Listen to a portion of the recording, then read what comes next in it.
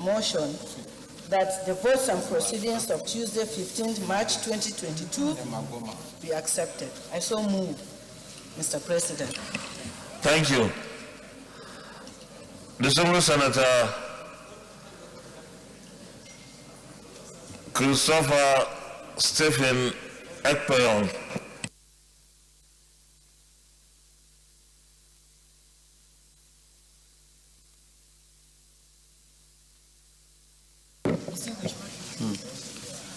My name is Senator Christopher Stephen Ekpeyon. I represent Akwa Ibom Northwest Senatorial District. I rise to second the motion moved by my distinguished colleagues that the vote on proceedings of March 15th be adopted by the Senate. Thank you, Mr. President. Thank you very much. Distinguished colleagues, those in favor of the motion that the Senate, that the votes and proceedings of Tuesday, 15th day of March 2022 be approved, say aye. Those against, say nay. The votes and proceedings of Tuesday, 15th March 2022 is hereby approved.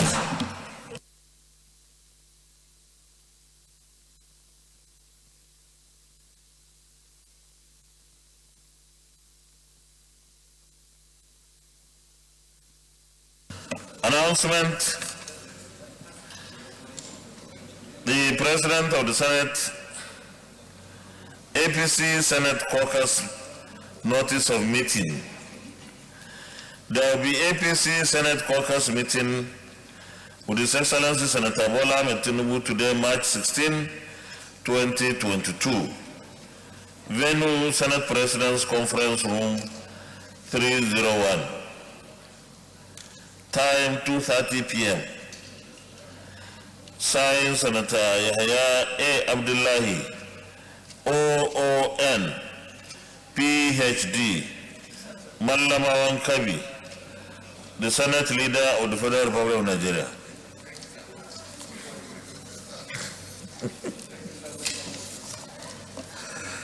Another announcement. Distinguished Senator Ahmed Lawan, President of the Senate, invitation of distinguished senators as special guests at the Projects Commissioning and Town Hall meeting. I humbly invite your distinguished to be special guests at the following events scheduled to hold in Ilori, Kwara State on Saturday, 9th April 2022 by 11 a.m. prompt. 1. Foundation laying of the Drugs and Substance Abuse Rehabilitation Center at the newly established Federal Neuropsychiatry Hospital, Buduagba, Kwara State. 2. Commissioning of, in courts, Dr. Ibrahim Yahya Olorogbe Foundation, end of court, building Alanuku House at ED Ishin. 3. Commissioning of Comprehensive Health Center, ED Ishin, Ilorin South Local Government Area. 4. Commissioning of Ilorin Emirate Mobile Health Clinic. 5. Second Town Hall meeting to give feedback on our stewardship to the people of Kwara Central Senatorial District.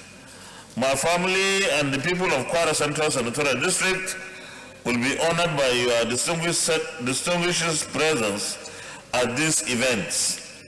Please accept the assurances of our highest regards. Signed, Senator Dr. Ibrahim Yahya Olorogbe.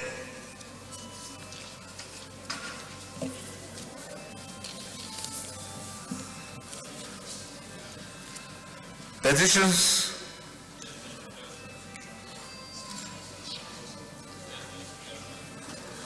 Distinguished Professor Sandy Ono.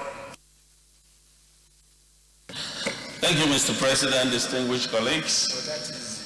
I am in receipt of a petition from one of my constituents, a normal personnel with service number XI 8207.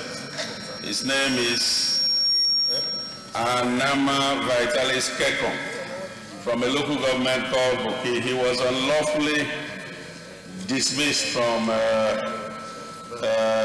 service as a naval personnel. And I would like the Senate to give me the allowance to please lay the petition. Thank you, Mr. President. Yes, you may proceed.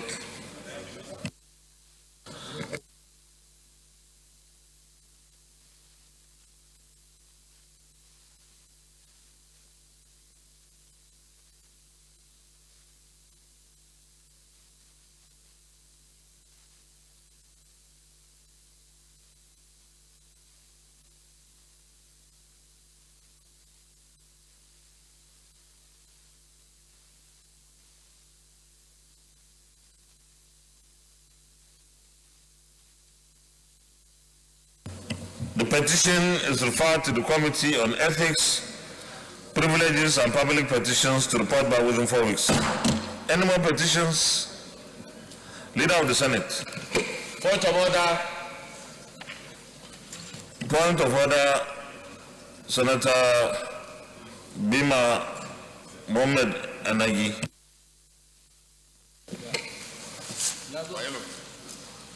Thank you, Mr. President. Thank you, my highly respected, distinguished colleagues. My name is Senator Bima Mohammed Anagi. I represent the people of Niger South from Niger State. Mr. President, I would like to come under Order 42, personal explanation. And if I have your permission, I would like to read. You may proceed.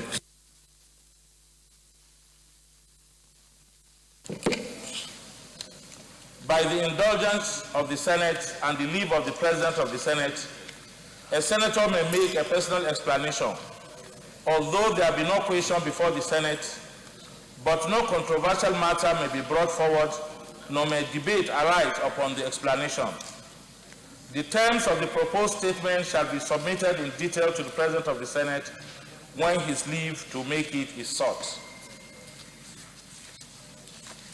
So can I proceed, please? Yes, you may do so.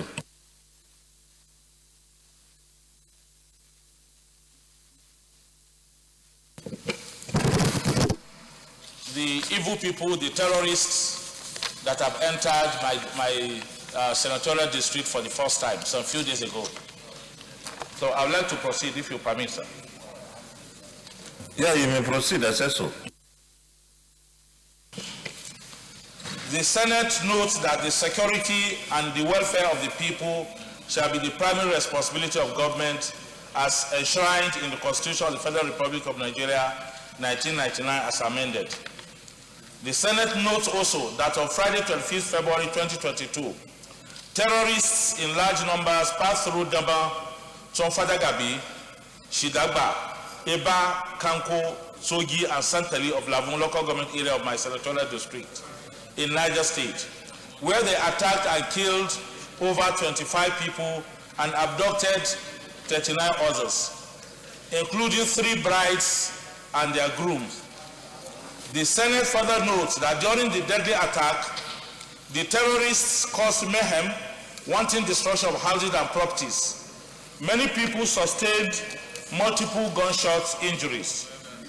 The Senate is aware that during the deadly operation, bridges linking Lavun and Wushishi local government areas of Niger State were destroyed, as other cell culverts at Eba and Akere, which serve the villages in carrying out their daily activities to neighboring towns and villages, were also destroyed.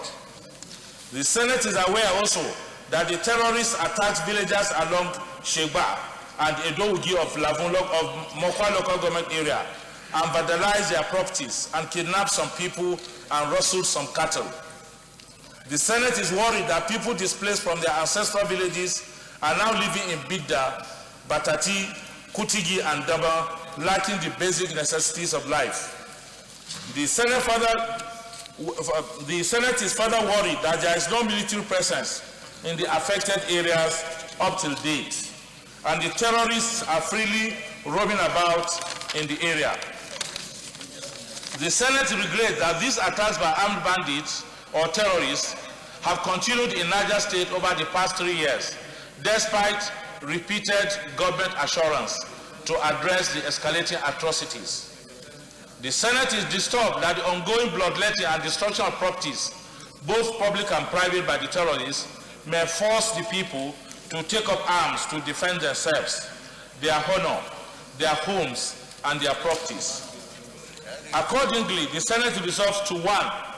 Call on the President and Commander-in-Chief of the Armed Forces to deploy military personnel and other security agencies to carry out operations in the affected areas that will bring to an end the unnecessary killings, destruction of people's properties, and their means of livelihood. The Senate further resolves to call on the federal government to declare a full-fledged war on these terrorists and order the military to carry the fight to them. The Senate also resolves to mandate the Minister of Humanitarian Affairs, Disaster Management and Social Development, and in particular, National Emergency Management Agency, NEMA, to immediately intervene through the provision of relief and rehabilitation materials to the victims in the affected communities. The Senate further resolved to urge all relevant agencies, NGOs, and private philanthropists to come to the assistance of the victims in the affected areas. Mr. President, my distinguished colleagues, I so explain. Thank you. I have done so.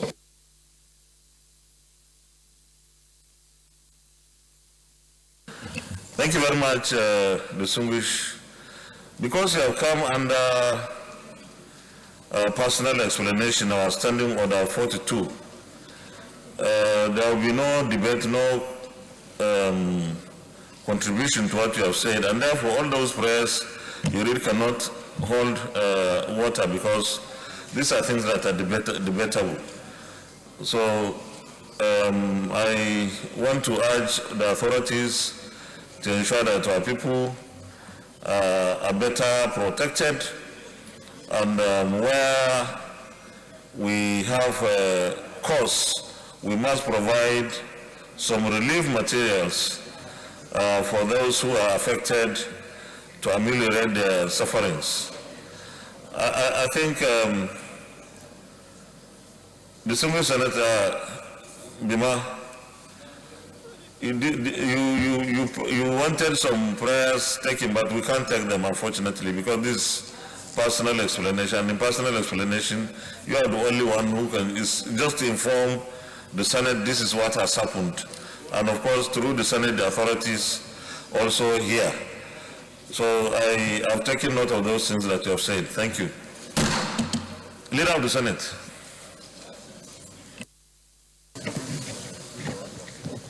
Mr. President, my highly respected and distinguished colleagues, the first business of the day is the presentation of a House bill standing in my name on the Institute of Chartered Chemists of Nigeria Act Amendment Bill 2022. Mr. President, you may wish to invite the Clerk of the Senate to read the short title of the bill.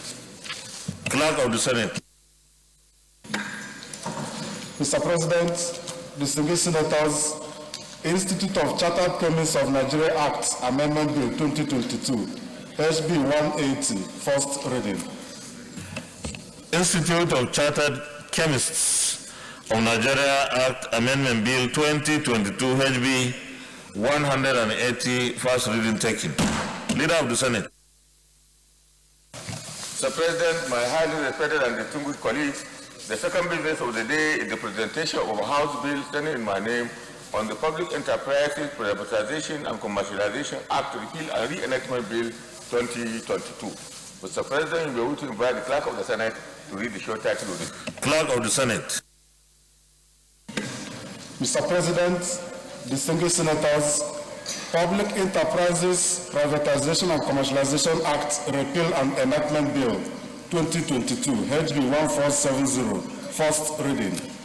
Public Enterprises Privatization and Commercialization Act Repeal and Enactment Bill 2022, HB 1470, first reading taken. Leader of the Senate. Mr. President, my highly respected and distinguished colleagues, the third business of the day is the presentation of a bill standing in the name of distinguished Senator Bima Enagi on the Debt Management Office Act to repeal and reenactment Bill 2022. Mr. President, you may wish to invite the Clerk of the Senate to read the short title of the bill. Clerk of the Senate.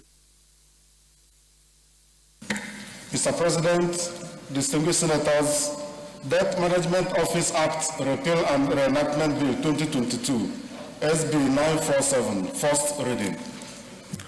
Debt Management Office DMO Act Repeal and Reenactment Bill 2022, SB 947, first reading taken. Leader of the Senate.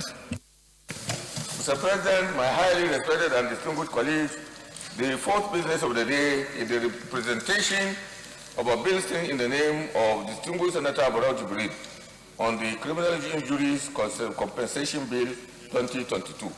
Mr. President, you may wish to invite the Clerk of the Senate to read the short title of the bill. Clerk of the Senate. Mr. President, distinguished senators, Criminal Injuries Compensation Bill 2022, SB 962, first reading. Criminal Injuries Compensation Bill 2022, SB 962, first reading taken. Leader of the Senate.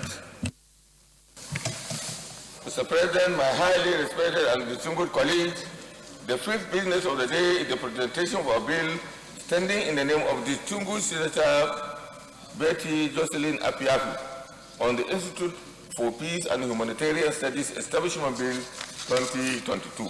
Mr. President, you may wish to invite the Clerk of the Senate to read the short title of the bill. Clerk of the Senate. Mr. President, distinguished senators, Institute for Peace and Humanitarian Studies Establishment Bill 2022, SB 963, first reading.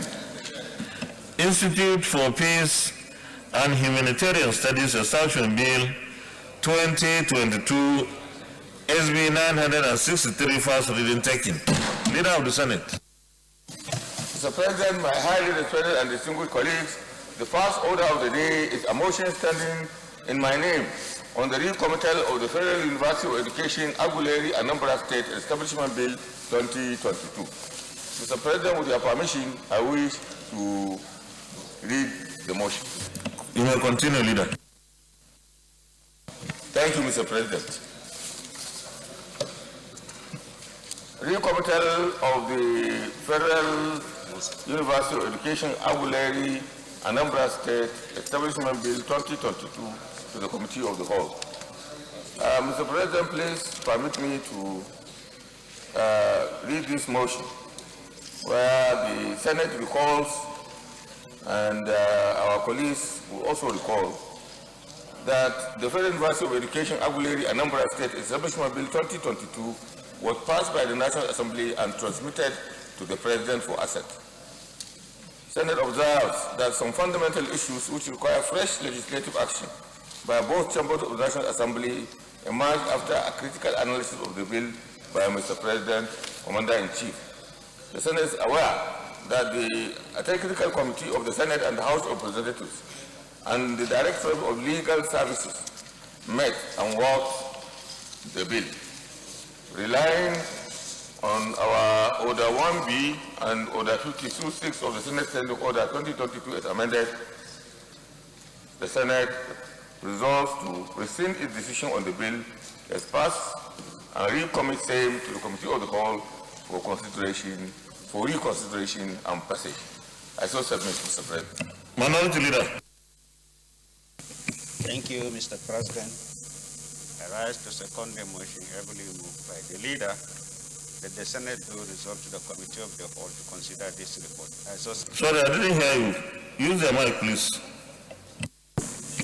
Thank you, Mr. President. I rise to second the motion heavily moved by the leader that the Senate do resolve to the Committee of the Whole to consider this report. I so second. No, I don't think that's the motion. Leader, what is your motion? There is a prayer there that will rescind the earlier decision. So you can second the motion just as moved. I think it's safer. Thank you, Mr. President. I so second. I think it's better that way. You know, the minority leader Abaribe has learned so much about this process. So when he starts, he doesn't say anything, just a second motion. So it's safer that way. Well, any comments? Otherwise, we look at the prayer of the motion, and the prayer is that accordingly the Senate rescinds its decision on the bill as passed and recommits same to the Committee of the Whole for reconsideration and passage. Those in favor say aye. Those against say nay. The ayes have it. Leader of the Senate, Committee of the Whole. Mr. President, I move that the Senate resolve the Committee of the Whole to consider this report on the bill. I so submit. Minority Leader. Thank you, Mr. President. I rise to second the motion that the Senate do resolve the Committee of the Whole to consider this report. I so second. Thank you very much. Distinguished colleagues, those in favor of the motion that the Senate resolves into Committee of the Whole to consider the report say aye. Those against say nay. The ayes have it.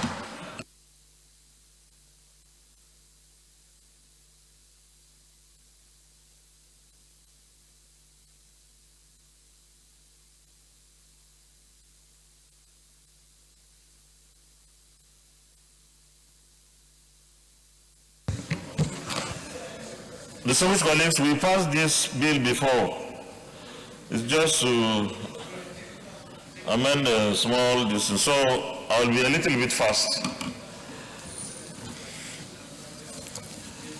Those in favor that clause 1, clause 2, clause 3, clause 4, clause 5, clause 6, clause 7, clause 8, clause 9, and clause 10 on page 10, transfer of property.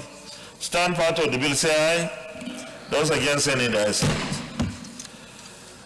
Those who are at clause 11 on page 11, power of the university to make statutes. Clause 12,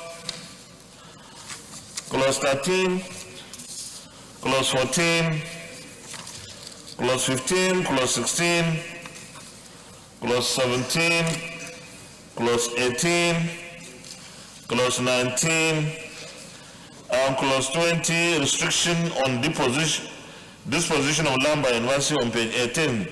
Stand part of the bill, say aye. Those against say nay. The ayes have it. Those who vote at that clause 21, quorum, on page 18, clause 22, clause 23, clause 24, clause 25, clause 26, stand part of the bill, say aye. Those against say nay. The ayes have it. Those in favor of the interpretation on page 21, stands part of the bill, say aye. Those against say nay. The ayes have it. Those who were at the short title on page 22, stands part of the bill, say aye. Those against say nay. The ayes have it. Those who were at the schedules 1, 2, and 3, stand part of the bill, say aye. Those against say nay. The ayes have it. Those who were at the explanatory memorandum on page 40, stands part of the bill, say aye. Those against say nay. The ayes have it. Those who are at the long title on page 1, stands part of the bill, say aye. Those against say nay. The ayes have it. Leader of the Senate. I rise to move that the chair reports progress. I so move.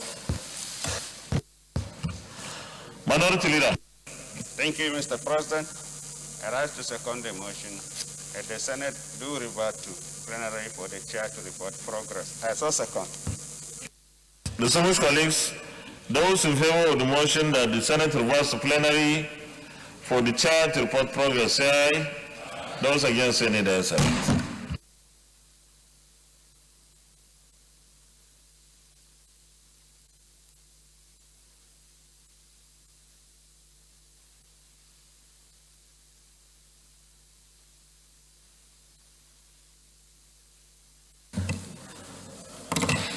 The Senate in the Committee of the Whole considered the Federal University of Education Auxiliary Anambra State Establishment Bill 2022 and approved as follows.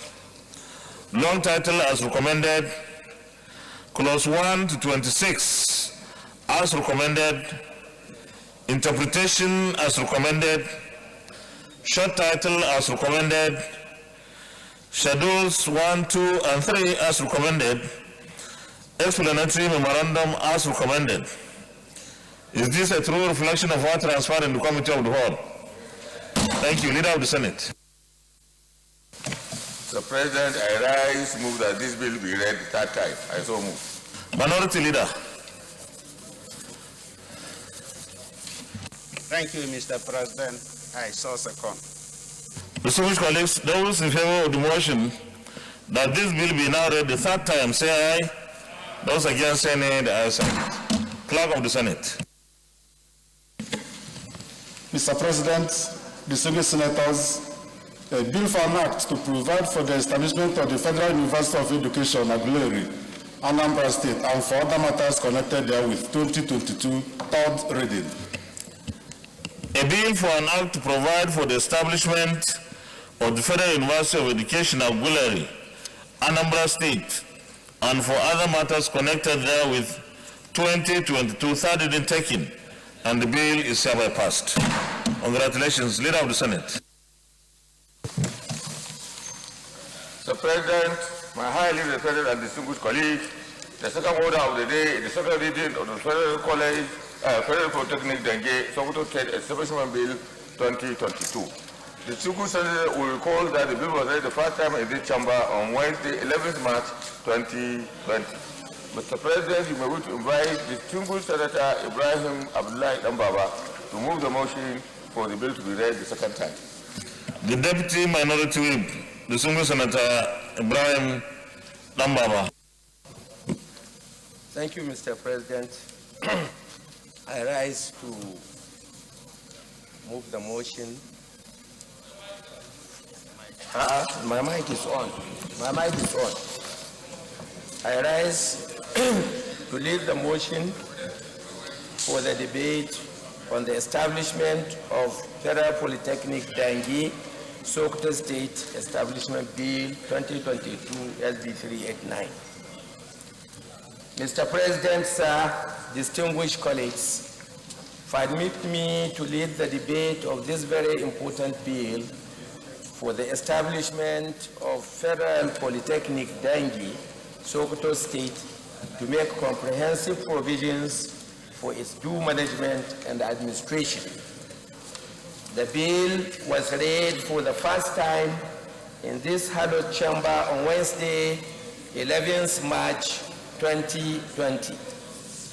The establishment of this institution is informed by the imperative to create more access to higher technical education in view of the large number of qualified candidates who are annually stranded in their failed attempt in gaining admission into higher institutions in the northwest region of the country. The objects of the Polytechnic shall be: 1, to provide for full-time, part-time courses of instruction and training in technology, applied science, commerce, and management, and also such other fields of learning relevant to the needs of the development of Nigeria in the area of industrial and agricultural production and distribution, and for research in the development and adoption of techniques as the Council may from time to time determine. 2, to arrange conferences, seminars, and study groups relative to the fields of learning. 3, to perform such other functions as in the opinion of the Council may serve to promote the objectives of the Polytechnic. 4, encourage the advancement of learning and to hold out to any persons without distinction of race, creed, sex, or political conviction the opportunity of acquiring higher and liberal education. 4, to provide courses of instruction and other facilities of the pursuit of learning in all its branches, and to make those facilities available on proper terms to such persons as are equipped to benefit from them. And finally, to encourage and promote scholarship and conduct research in restricted fields of learning and human endeavor. Mr. President, distinguished colleagues, our economy has very high potentials and requires high-level technical, scientific, and administrative skills to drive it. The establishment of this polytechnic will go a long way into achieving these targets. The polytechnic is expected to midwife high-level manpower development in the technology sector, which are germane to national growth and development. The economic development and progress of any nation depends to a large extent on the technological advancement. The technology subsector plays a major role in the economic development and progress of any nation. It is one of the indicators for measuring national growth or the level of development of any nation.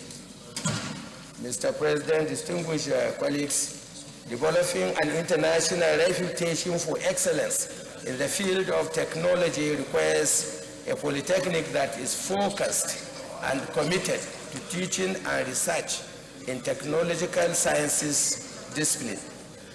The polytechnic, like its counterparts in other parts of the world, is envisioned as a multidisciplinary space for education, research, harnessing science and innovation to tackle technological challenges bedeviling the nation. Mr. President, distinguished colleagues, the enactment of this bill will help transforming the educational fortunes of Nigeria in producing the desired manpower and the expertise that Nigeria is yearning for. In line with our Senate Order 76 of Section 3, the compendium of financial implication is hereby attached. I urge you all to support this bill for the second reading. Thank you. Distinguished Senator Ali Magatakadamako, Sokoto North.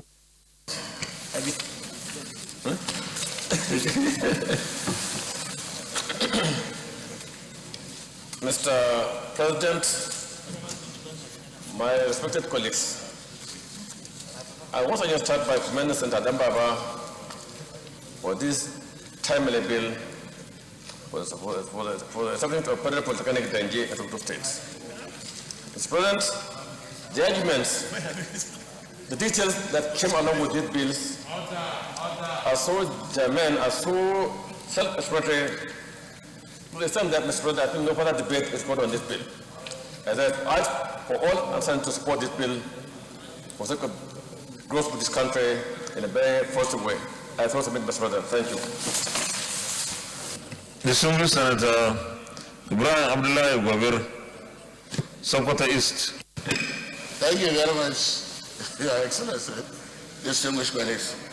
I rise to support this very important motion, actually presented by Ibrahim Abdullahi Dambaba of Sokoto South. The main reason is that Polytechnic is an institution where artisans are trained, technological manpower is produced, and technological engineers are also produced. And the way it is now, currently in Sokoto, we don't have any polytechnic. The only polytechnic we had was the Abdul Gusau Polytechnic. That was transferred to Zamfara. And currently we don't have a polytechnic. And we believe with the establishment of this polytechnic, it will go a long way in giving us the small, medium, and high level manpower that we require in technological, in technology. And therefore I support this one. and I hope everybody should give it a speedy passage. I so second. Thank you very much, distinguished colleagues. Is anybody against the bill? Those who feel that this will be now read a second time, say aye. Those against, say nay. There is a Clerk of the Senate. Mr. President, distinguished senators, a bill for an act to establish the Federal Polytechnic Dange, Sokoto State to provide full-time courses in technology, applied science, management, and other field of studies, and to make provisions for the general administration and for other related matters, 2022, second reading. A bill for an act to establish the Federal Polytechnic Dange, Sokoto State to provide full-time courses in technology, applied science, management, and other field of studies, and to make provisions for the general administration and for other related matters, 2022, second reading, taken. And the bill is referred to the Committee on Tertiary Institutions and third fund to report back within 4 weeks.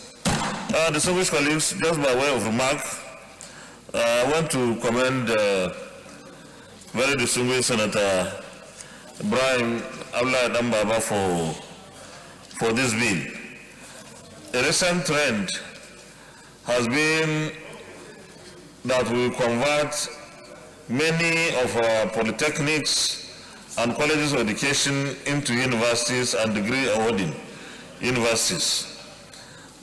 I think we should have a very balanced number of institutions and composition in order to create the kind of manpower that we need to move our economy.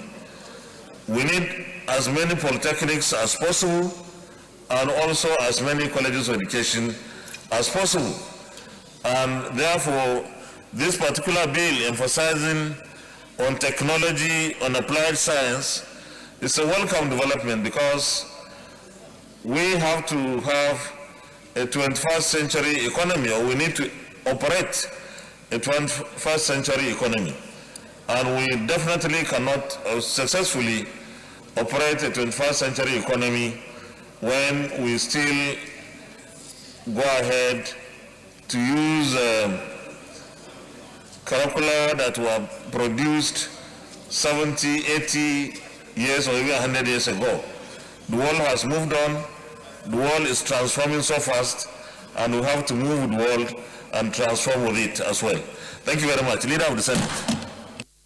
Mr. President, my highly respected and distinguished colleagues, the third order of the day is the second reading of the National Agency for Ethics, Values, and Integrity Compliance, Establishment Bill 2022. Distinguished senators will recall that the bill was read the first time in this distinguished chamber on Tuesday, 9th November 2021. Mr. President, by distinguished Senator Patrick Ayo Akinelue to move the motion for the bill to be read the second time. Distinguished Senator Patrick Ayo Akinelure, Ondo Central. Thank you, Mr. President.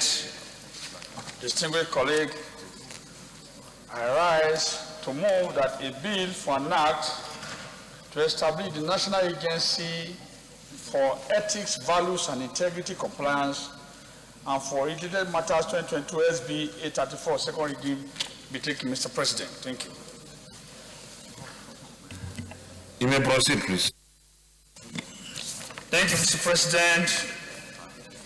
Distinguished colleagues, my name remains Senator Joaquin Lowe, representing Ondo Central.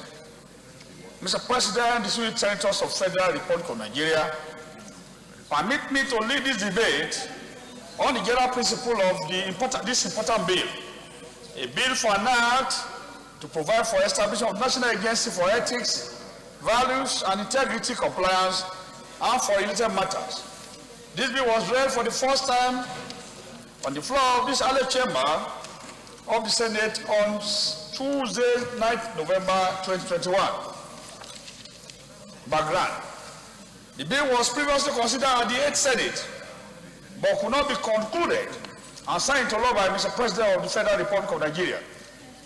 Distinguished colleagues, the need for establishment of a National Agency for Ethics, Values, and Integrity Compliance cannot be overemphasized. Nigeria today is bedeviled with various socio-public disorders, ranging from insecurity, indiscipline, kidnapping, variants of corruption such as bribery, embezzlement, trading in influence, abuse of function, illicit enrichment, laundering of proceeds of crime, concealment, obstruction of justice, and ineptitude, while ethical values, morals, and other social parameters are in complete disarray, distorted, and disoriented. Mr. President, distinguished colleagues, Chapter 2, Section 15, 17, and 19, and 24 of the Constitution of the Federal Republic of Nigeria, 1999 as amended, provided insight into arrays of constituents and totality of our national ethics, values, integrity, and its imperatives. The journey towards developing a policy on ethics and integrity for Nigeria started in 2014 under the former leadership of the Independent Corrupt Practices and Other Related Offences Commission, ICPC. The ICPC, as a millennium integrity institution in Nigeria, established in year 2000, initiated the policy with the active support and collaboration of several individuals and institutions too numerous to mention, including but not limited to the Office of the Secretary to the Government of the Federation, OSGF, National Orientation Agency, NOAA, representatives of faith-based institutions, traditional rulers, civil society, media, and selected MDA, to mention a few. Mr. President, distinguished colleague, it is instructive to note that the Office of the Secretary to the Government of the Federation of Nigeria, at the 68th independent anniversary in year 2020, unveiled the Nigerian National Ethics and Integrity Policy. The policy was approved by the Federal Executive Council at its 2020 28th meeting, held on Wednesday, 19 August 2020, in consideration of the Memorandum of EC 2020-146 by the President of the Federal Republic of Nigeria. Approval of the policy was conveyed via an extract from the conclusions of FEC meeting dated 27 August 2020 from the Office of the Secretary of Government from the Office of the Secretary to the Government of the Federation, OSGF. The policy was approved for good and ethical conduct of the Nigerian citizenry. Fundamental objective of the bill. The fundamental objective of the National Agency for Ethics, Values and Integrity Compliance Bill as follows. 1.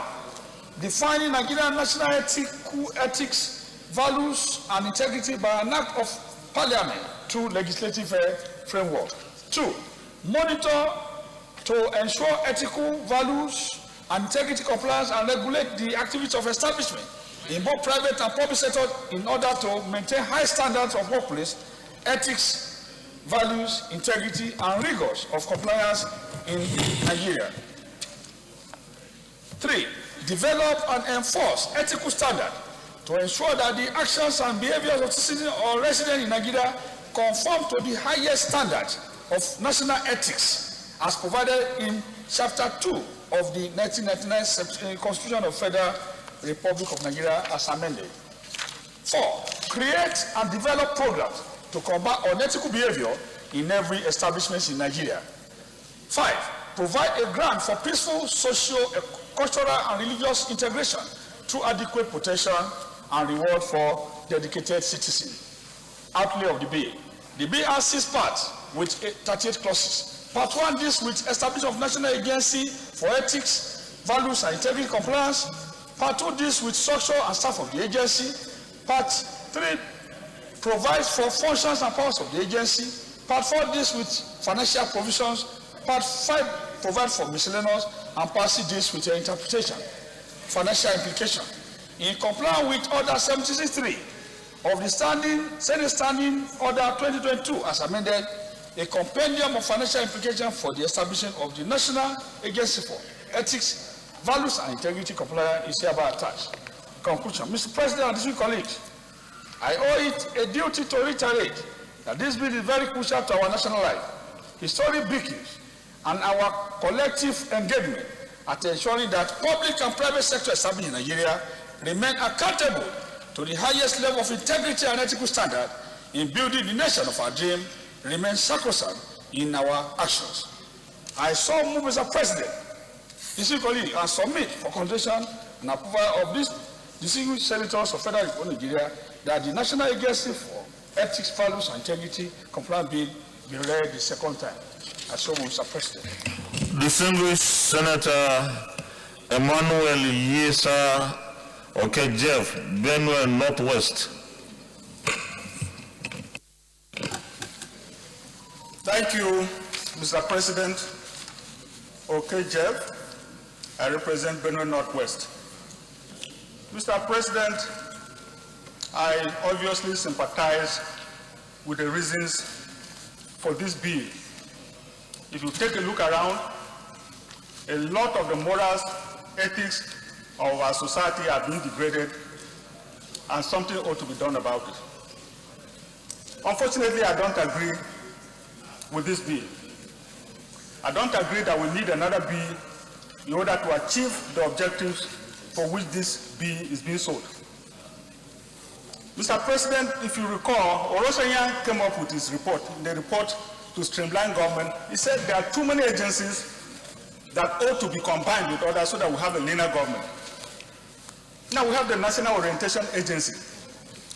Whatever that can be done as espoused by this bill can conveniently be done by the National Orientation Agency. We don't want a situation we come up with another agency that will be struggling with the other agency as to who has what responsibility. I don't think we need this agency, as laudable as our objectives of the bill are. Everything should be factored into whatever the National Orientation Agency. So for that, I think it should not scale second reading. Thank you. Distinguished Senator Nicholas Tofowomo. Thank you, Senate President.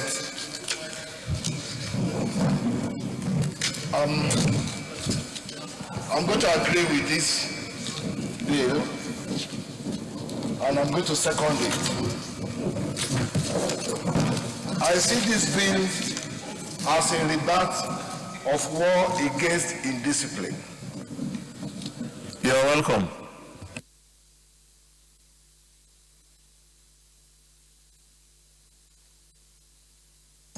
My colleague was talking about many agencies here and there, like the National Orientation Agency. These agencies are not even enough. If we look at ethics in transport, I'm the vice chairman of land transport. The ethics breakdown in transport is so embarrassing. You see all our roads packed with vehicles everywhere.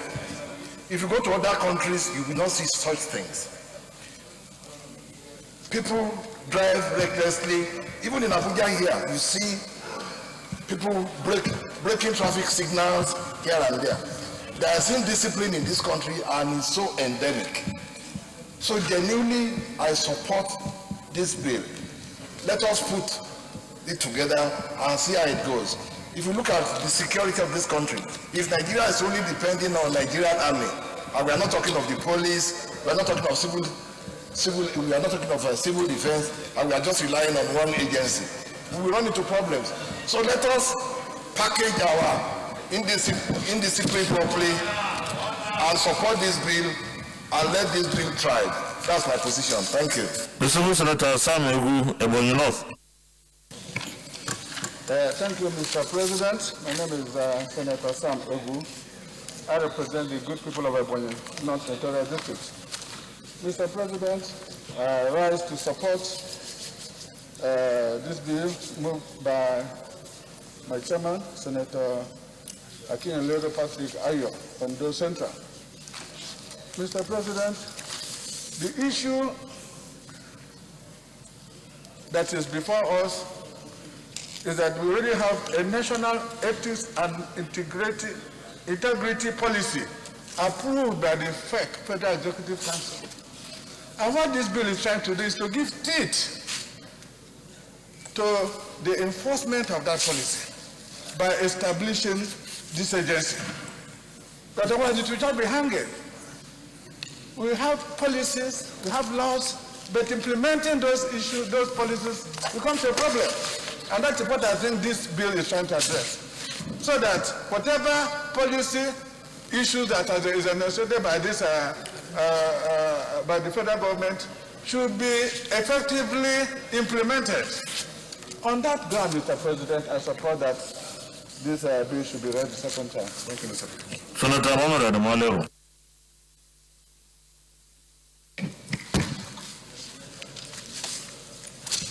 Thank you, Mr. President, distinguished colleagues.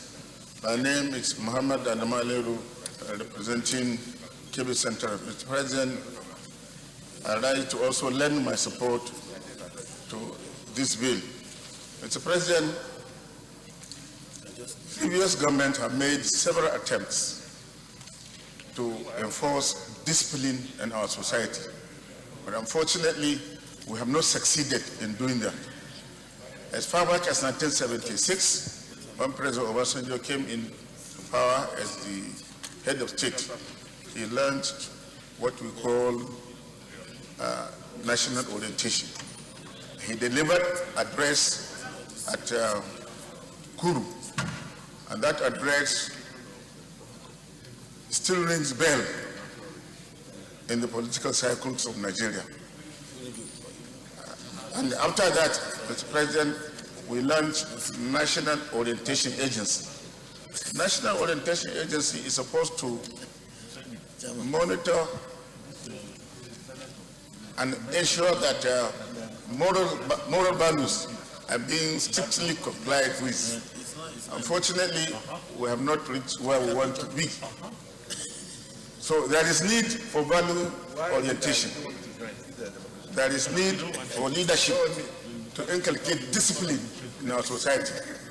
There is need for leadership to abhor corruption and the embezzlement of public funds.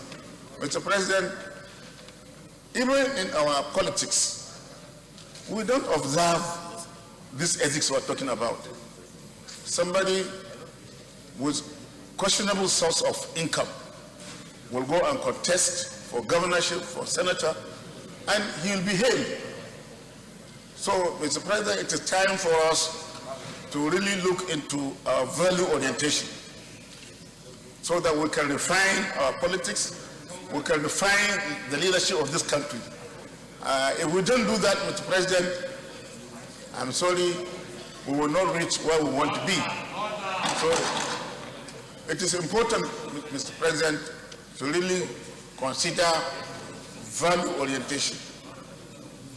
Leadership has to set standard, and this standard has to be complied with. This is a very important bill. I want to urge all my colleagues to support it. I so support Mr. President. Thank you. Those who know that this will be now read a second time, say aye. Those against, say nay. The ayes have it. Clerk of the Senate. Mr. President, distinguished senators, a bill for an act to establish the National Agency for Ethics, Values and Integrity Compliance and for Related Matters, 2022, second reading.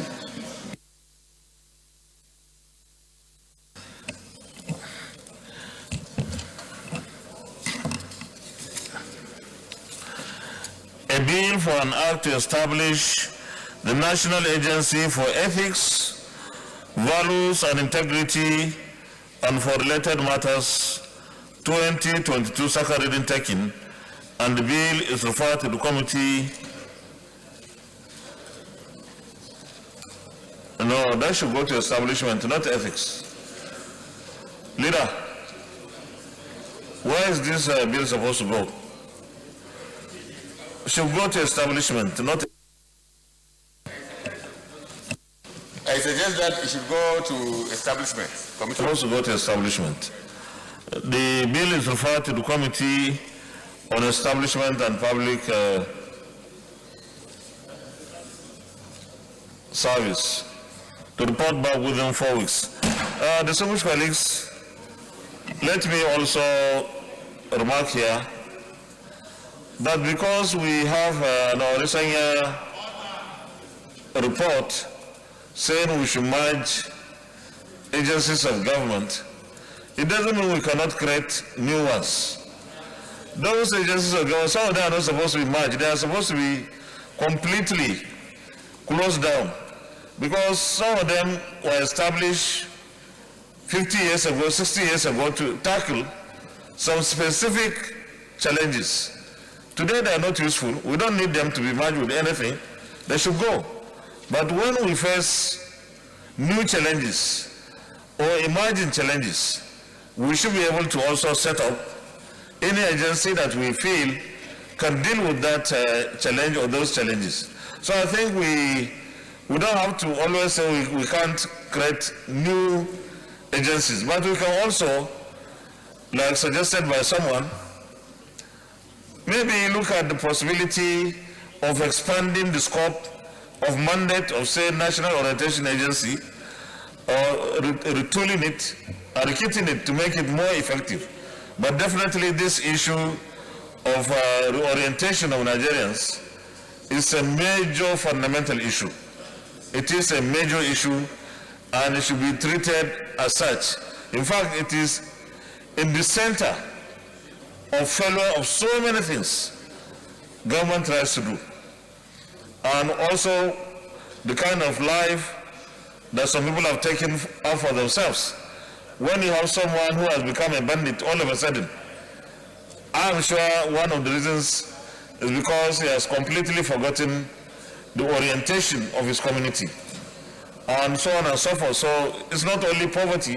Poverty can be a source of discomfort, but definitely when people are properly orientated, they can live with so many discomfort, working hard to ensure that they overcome them. So I think we don't have to always run away from looking at the possibility of creating new agencies. Leader of the Senate. Mr. President, my highly respected and distinguished colleagues, the fourth order of the day is the second reading of the National Television Authority College JOS Establishment Bill 2022. Distinguished senators will recall that the bill was read the first time in this chamber on yesterday, Tuesday, 15th March 2022. Mr. President, you may wish to invite the distinguished Senator Stefan Gang to move the motion for the bill to be read the second time. Distinguished Senator, I begin. Thank you, Mr. President. Distinguished colleagues, I am Senator I.D. Giang from Plateau North, and I rise, Mr. President, to move that a motion to lead the debate on a bill for an act to establish the Nigerian Television Authority College JOS and for related matters 2022. I so move, Mr. President. Please go ahead. Thank you, Mr. President, distinguished colleagues, for the permission to lead the debate on this vital bill, which seeks to provide a legal framework for a reputable citadel of learning, the Nigerian Television College JOS. Recall that the bill was read for the first time in this chamber on Tuesday, 15 March 2020. The television and broadcast industry has assumed such national and global significance that it shapes the opinions and perception of individuals and nations. It is a tool for information dissemination and management, which requires specialized training, hence the NTA College JOS. Mr. President, distinguished colleagues, the history of the college started 42 years ago when the need for specialized and professional training for NTA personnel arose. This necessitated the establishment of the Nigerian Television Authority College JOS in 1980. With advancement in technology, it resulted in departmental expansion of the college, which offers diplomas in areas of journalism, film production, and engineering. The college is also affiliated to Ahmadu Bello University Zaria and offers degree programs exclusively in journalism studies, as well as film and television production. To date, the college has trained over 30,000 journalists in Nigeria and beyond. The college has provided manpower to both public and private television and media stations, in addition to the numerous employment it has generated for individuals in professional photography and the film industry. The absence of an enabling law has hindered local and international collaboration and intervention over the years, hence this bill. Our fundamental function and objectives of the college include: 1, to undertake the training of broadcasters, engineers, technologists, journalists, content producers, information and communication technologists, broadcast and communication managers in Nigeria. 2nd, it trains television producers, television broadcasters, television engineering, television journalism and mass communication on national and international basis. And 3rdly, it organizes classes, lectures, seminars, demonstrations, experiments, researches, and practical training in all aspects of television production and related matters. Synopsis of the bill. The bill has 18 sections with supplementary provisions that cover the establishment clause, the governing board, the office of the rector and registrar, the principal officers and staff, financial provisions, and the supplementary provisions. In conclusion, Mr. President and distinguished colleagues, I want to submit that it is within the purview and constitutional responsibility of this Senate to make laws governing every governmental institution, and the NTA College requires an enabling legal framework that will allow it to operate within the law and to draw funding from government.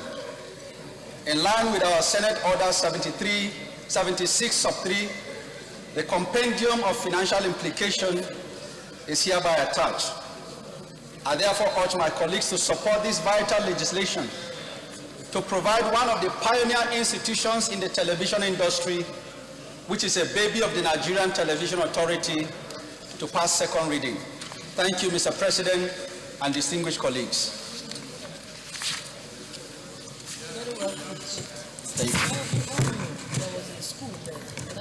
Distinguished Senator Ibrahim Abdullahi Gobir, Engineer. Thank you very much, Excellency, distinguished colleagues.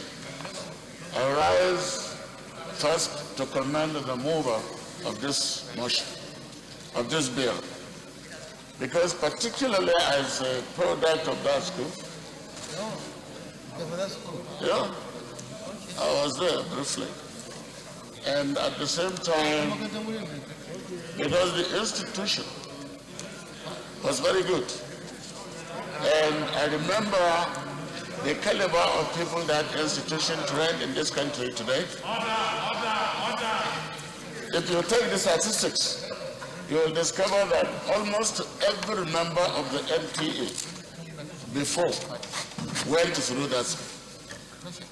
And I remember, even the film production they were doing was first originated in that school in Jos. Everything that we had to do during that period, because I joined the NTA in 1975. And during that period, we were getting a lot of training from that institution. So the institution has been in existence for that number of years, since 1980. In fact, since 42 years, as he mentioned. And therefore, I do not think that it requires any compendium of finances, because the institution has been in existence. So I therefore hope that my colleagues will see reason to the establishment of this institution that has already been in existence, so that it could be given a speedy passage. There is no controversy about this one. The institution is so good and so reputable, and therefore, because it trained a lot of engineers, a lot of production staff, film producers, and so many other things, artisans, and so on. And I therefore support this bill. Thank you very much. Distinguished Senator Nora Ladi Dadut.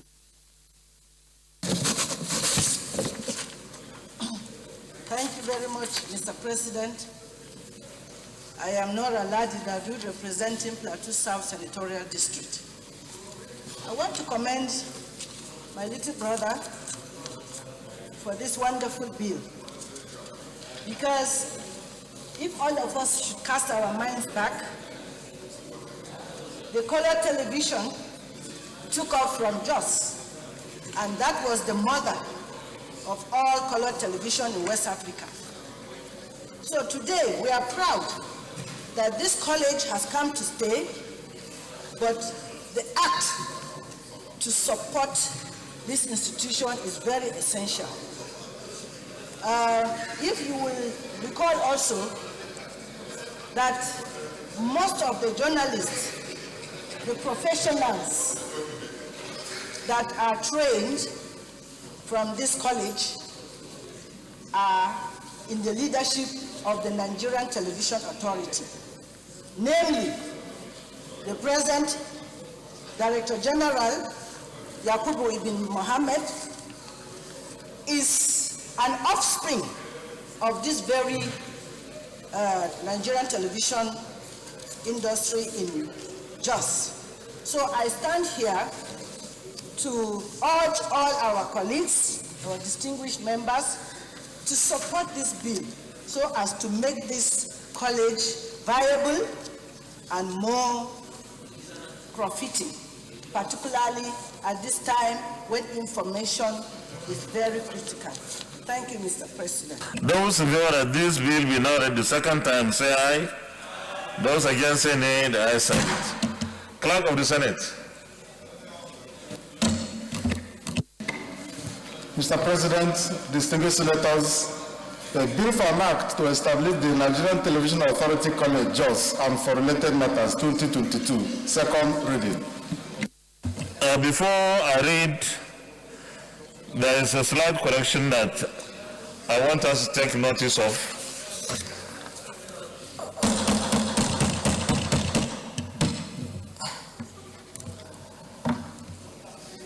Please, it's supposed to read a bill for an act to establish the Nigerian Television Authority College, Jos, and not National Television Authority College. So I will now read the title. A bill for an act to establish the Nigerian Television Authority College, Jos, and for related matters, 2022, second reading taken. And the bill, no, it's not supposed to go to information. Is it supposed to go to information? Leader, is it supposed to go to information? Okay, yeah, okay.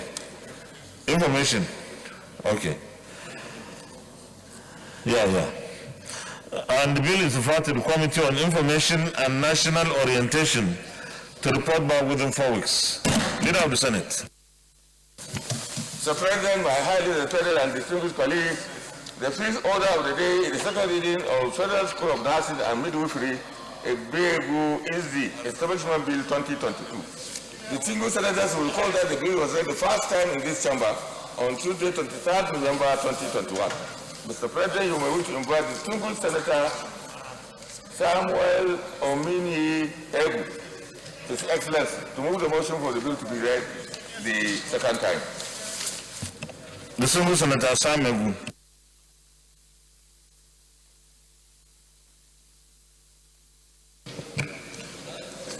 Thank you, Mr. President. My name is Senator Sam Ebu. I represent the good people of Ebonyi North Senatorial District. Mr. President, I rise move for the bill for an act to establish the Federal School of Nursing and Midwifery, Ibagu, PZ, and for other related matters be read the second time.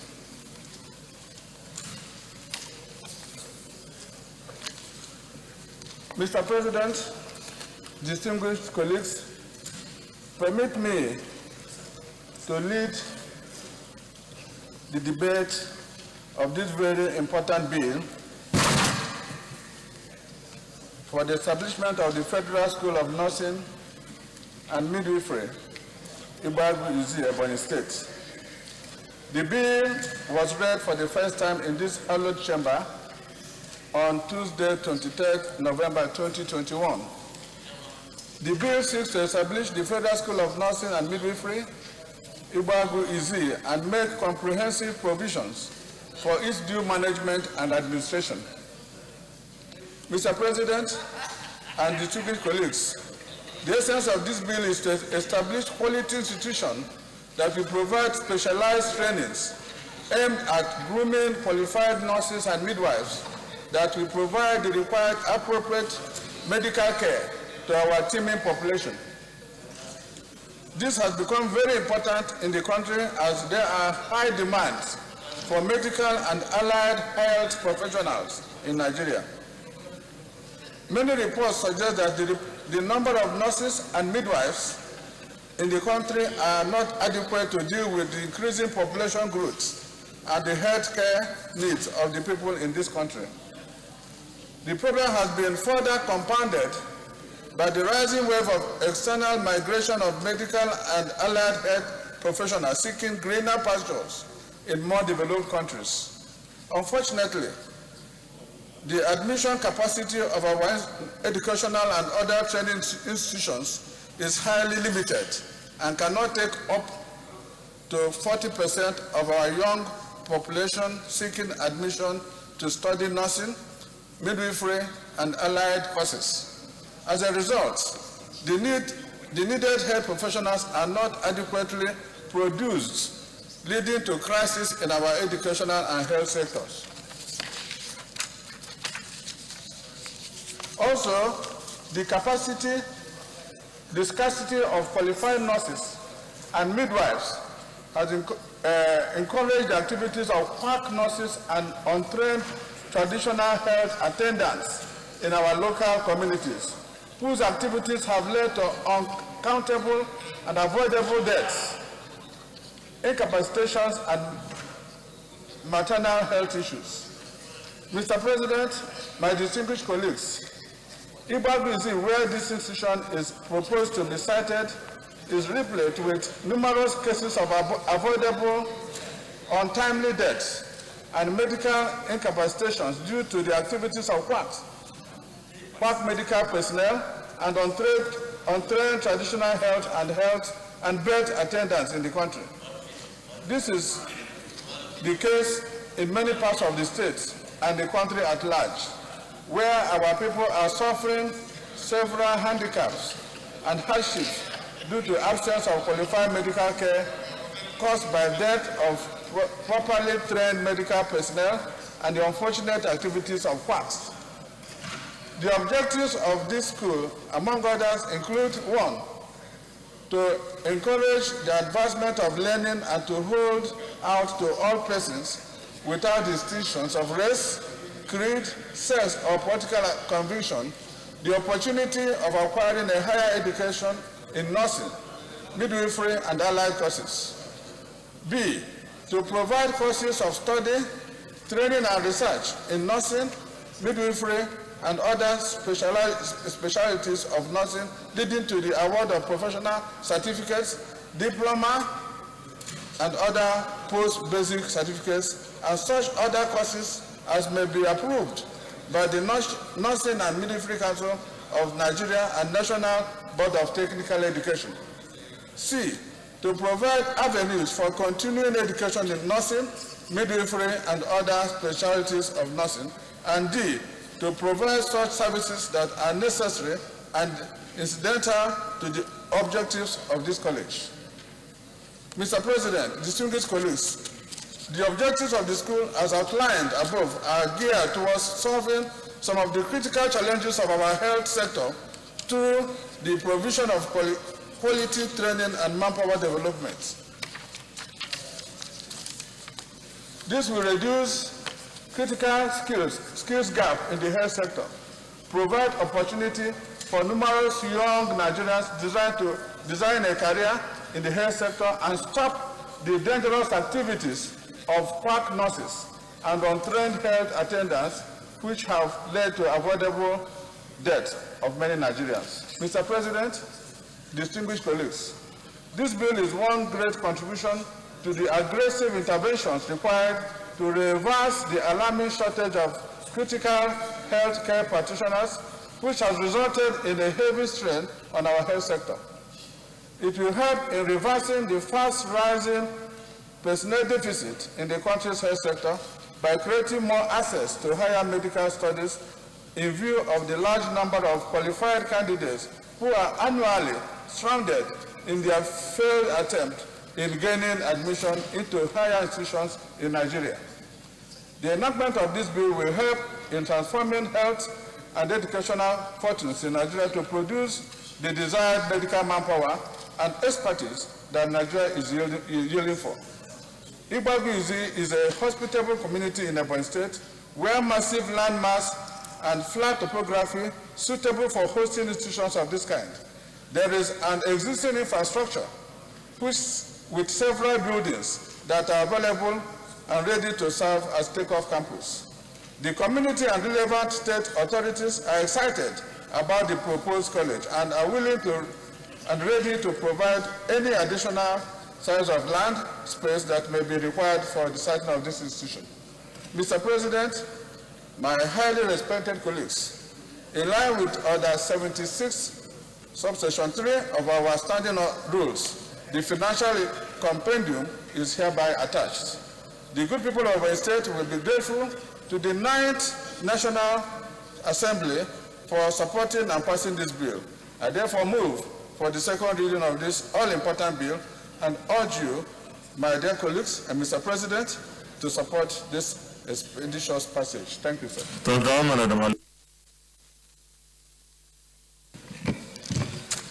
Thank you, Mr. President, distinguished colleagues. Muhammad Ademalero is my name. I represent Kebbi Central. Mr. President, let me start by commending Senator Sam Egu for sponsoring this important bill. Truly speaking, there is dearth of manpower in the health sector, and it is so critical that Nigeria has the highest number of maternal and infant mortality in the country. In the whole of West African sub-region, this is so unfortunate, and it shouldn't be so, considering our population, considering our educational standard, and considering the investment we have made in the educational sector. Even though we have primary health care, secondary health care, and tertiary health care. Primary health care is supposed to be the responsibility of the local government. Secondary health care is supposed to be the responsibility of state government. And tertiary health care is supposed to be the responsibility of federal government. However, nothing stopped the federal government in intervening to provide manpower in the primary health care, which falls under School of Nursing and Midwifery.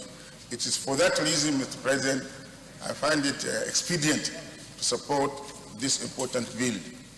It will go a long way in reducing infant mortality and maternal mortality in the country. And the critical manpower required, particularly in the rural areas, will be met if this kind of institutions are established, not only in Ebonyi, but I will suggest that in all the geopolitical zones in the country, we should have School of Nursing and Midwifery. By so doing, it will drastically reduce the unavoidable death we have in the country. Mr. President, there is collapse of primary health care simply because the local government are no longer in a position to provide primary health care. We all know why they cannot function. Their money has not been released to them. And that's why this chamber found it necessary to amend the 1999 Constitution to abolish what we call local government joint account, which has been hailed nationwide by virtually all peace-loving Nigerians. The National Assembly has been commended for abolishing local government joint account. Perhaps when eventually it is finally abolished and the money is handed over to the local government council, they will be able to take care of the primary health care, which is actually their constitutional responsibility. But for now, it is necessary to have this kind of intervention. So I commend Senator Samayabu for sponsoring this bill, and I urge all my colleagues to support it. Thank you very much. Those in favor of the motion that this will be now read the second time, say aye. Those against, say nay. The ayes have it. Clerk of the Senate. Mr. President, distinguished senators, a bill for an act to establish the Federal School of Nursing and Midwifery, Boaguizi, and for other related matters, 2022, second reading. A bill for an act to establish the Federal School of Nursing and Midwifery, Boaguizi, and for other related matters, 2022, second reading taken, and the bill is referred to the Committee on Health to report back within 4 weeks. Leader of the Senate. Mr. President, my highly respected and distinguished colleagues, the sixth order of the day is the second reading on the Federal College of Agriculture, Obot Akara, Akwa Ibom State Establishment Bill 2022. Distinguished senators will recall that the bill was read the first time in this chamber on Wednesday, 10th November 2021.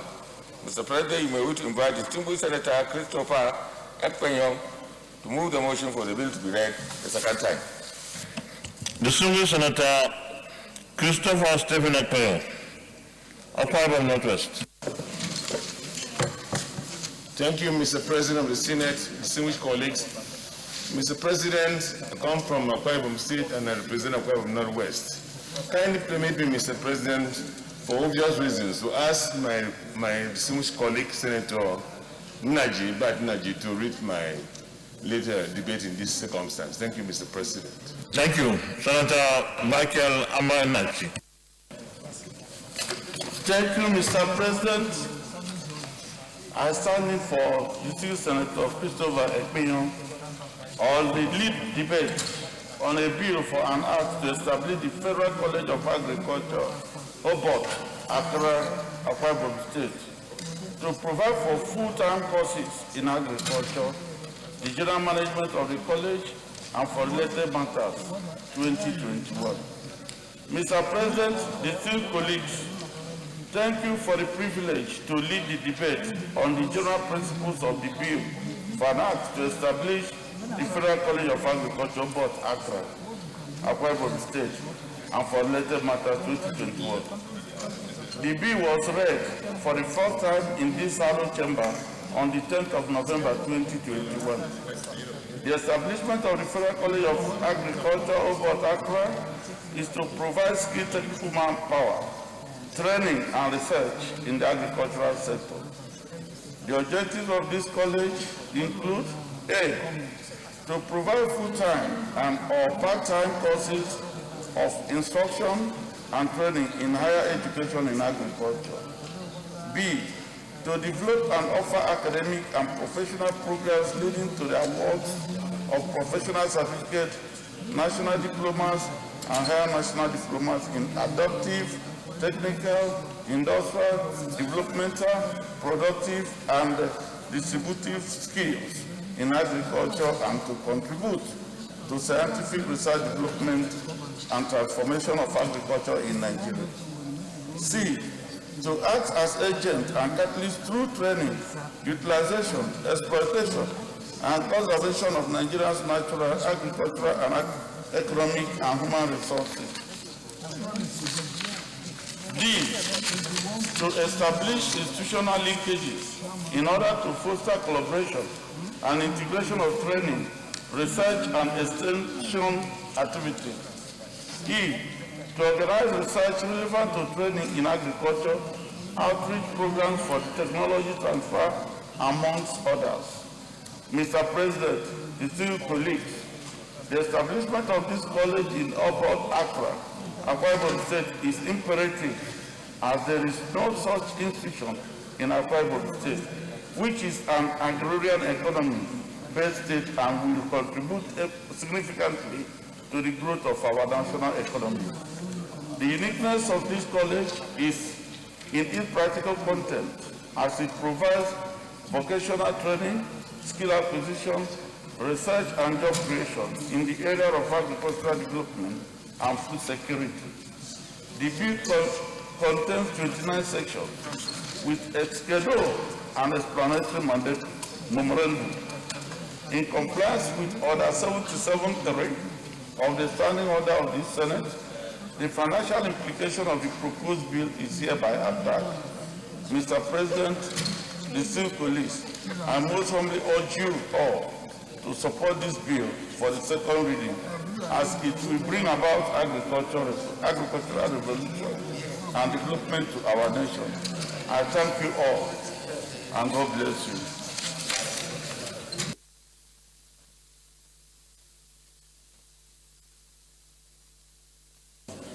Distinguished Senator Albert Basi Akpan Oba. Thank you, Mr. President. My distinguished and representative colleagues, Senator Albert Basi Akpan, Akwa Ibom Northeast, Mr. President. Mr. President, I rise to support the second reading of this bill, and I thank my leader, His Excellency, Senator Christopher Ekpeyon, for bringing this bill, Mr. President. Mr. President, if there is one area that this country must begin to focus on, is in the area of agriculture. Because we believe very strongly, if properly harnessed, Mr. President, the issue of bringing too much pressure on our foreign exchange will be a thing of the past, Mr. President. Because if you look at the foreign exchange request of the Federal Government of the Central Bank of Nigeria, agriculture accounts for a significant portion after petroleum products. Mr. President, Oborokara is an agricultural belt of Akwa Ibom State. And I believe very strongly, Mr. President, that this bill is apt. And this bill, the establishment of this college of agriculture in Oborokara will equally serve it, because Oborokara is a boundary local government with Abia State, with Imo, equally with Imo State, and it's also not too far from Umunike and all that. So I believe that an establishment of this college will add better value to not just Akwa Ibom, but also our neighboring other communities. So I urge all my colleagues that we should please support the second reading of this bill, and this bill will impact positively in the lives of our people in Akwa Ibom and in Barons. I so support, Mr. President. Those in favor that this will be now read the second time, say aye. Those against, say nay. The ayes have it. Clerk of the Senate. Mr. President, distinguished senators, a bill for an act to establish the Federal College of Agriculture, Obot Akara, Akwa Ibom State, to provide full-time courses of agriculture, teaching, instruction and training in the sciences, social sciences, commerce, arts, applied sciences, management and humanities, and carry out research, innovation, development, and adaptation of teaching techniques, and for other related matters, 2022, second reading.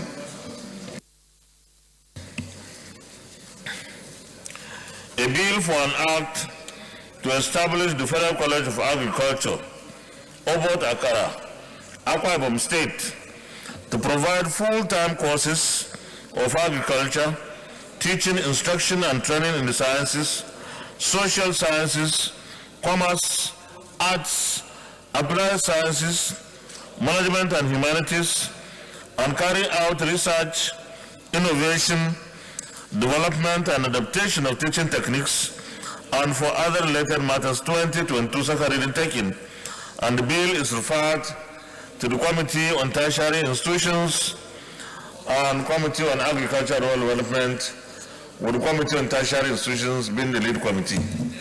Leader of the Senate. Point of order, Leader. Mr. President, this point of order refers to the second reading we just passed previous to this one. That's the second reading on the establishment of Federal School of Nursing and Midwifery. I'm coming under Order 80 on committal of bills. We referred that bill to the Committee on Health, Primary and Tertiary, but the normal practice is to refer it to the Tertiary Education and TET Fund, with the Committee on Primary and Tertiary Healthcare as the second committee. So I don't know whether I'm coming on a motion now, to get us to reverse the referral of that bill, to refer it to the Committee on Tertiary Education and TET Fund, with the Committee on Primary and Tertiary Healthcare as the corresponding committee. I so move, Mr. President. Well, Leader, my understanding is establishment of a School of Nursing and Midwifery is an exclusive preserve of the Ministry of Health itself. It normally does that, and it supervises them as well. So I think we can leave it for the Health Committee to deal with that. But when we come to agriculture, my understanding, I may be wrong, is that the universities of agriculture, for example, may be under the NUC, are they, or under the ministry? Sometimes the institutional arrangement that we have could be one way or the other. There are sometimes when they are under the Ministry of Agriculture. At the moment, because they kept on going to agriculture, coming back to Ministry of Education. Where are they at the moment?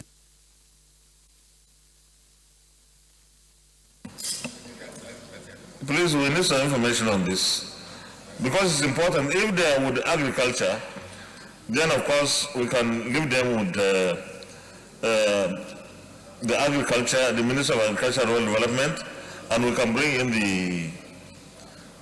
the tertiary institutions as well, because maybe the NUC sets the, yes, it's with the NUC. Yes. But is that the same thing with Ministry of Health and the teaching hospitals?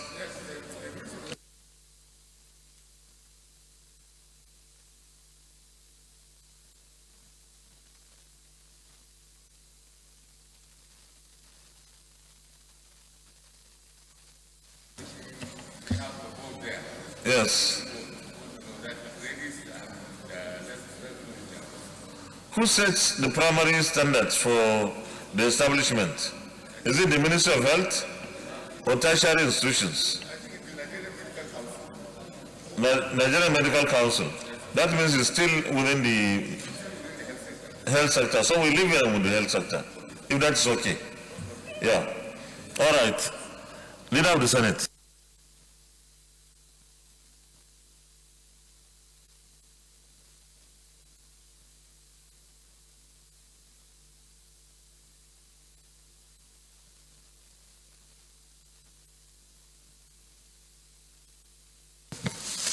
Mr. President, my highly respected and distinguished colleagues, I move that the Senate resolve in the Committee of the Whole to consider the report. We have to get the report, we have to receive the report first. We haven't yet.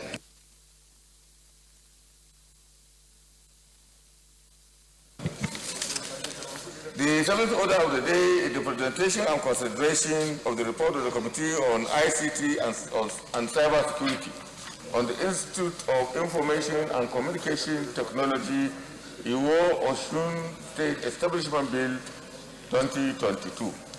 The single senators will recall that the bill was referred to the committee on Wednesday, 7th July 2021. Mr. President, you may wish to invite the single senator Yakubu Oseni, chairman of the committee, to move the motion for the presentation and consideration of the report.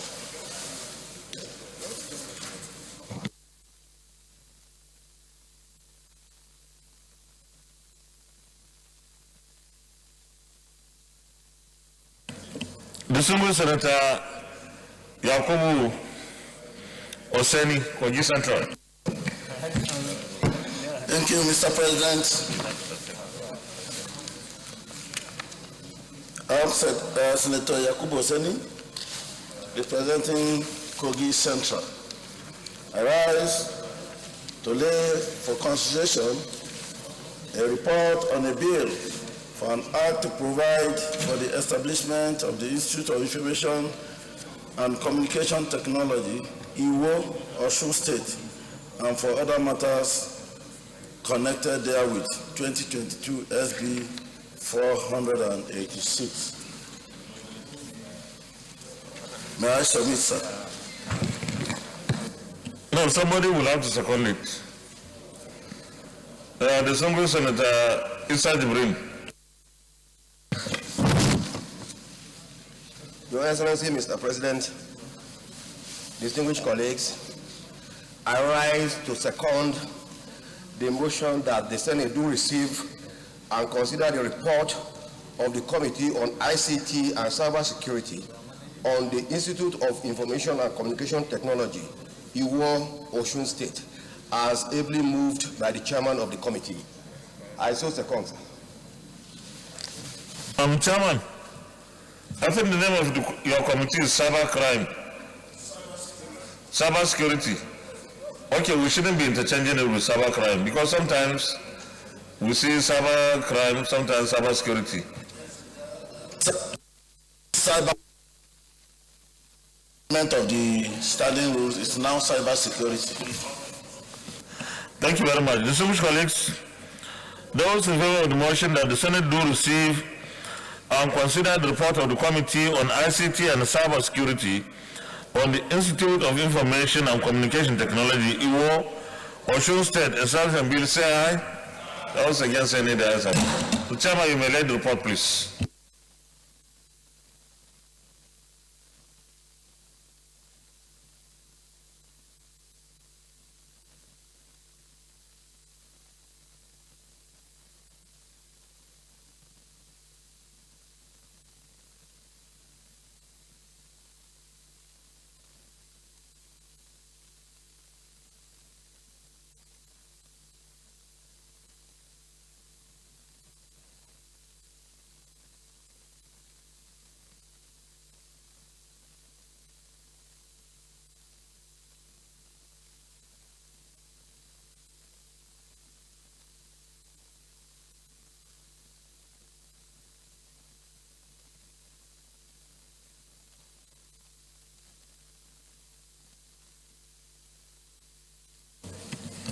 You may present the report, but the report is a bit bulky, so maybe you give us an abridged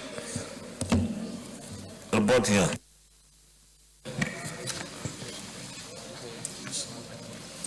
Excellency, distinguished colleagues,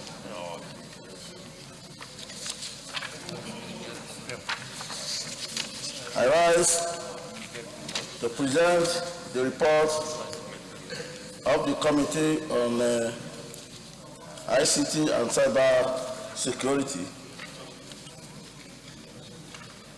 on a bill on how to provide for the establishment of the Institute of Information and Communication Technology, Iwo, Osun State, and for other matters connected therewith, 2022 SB 486.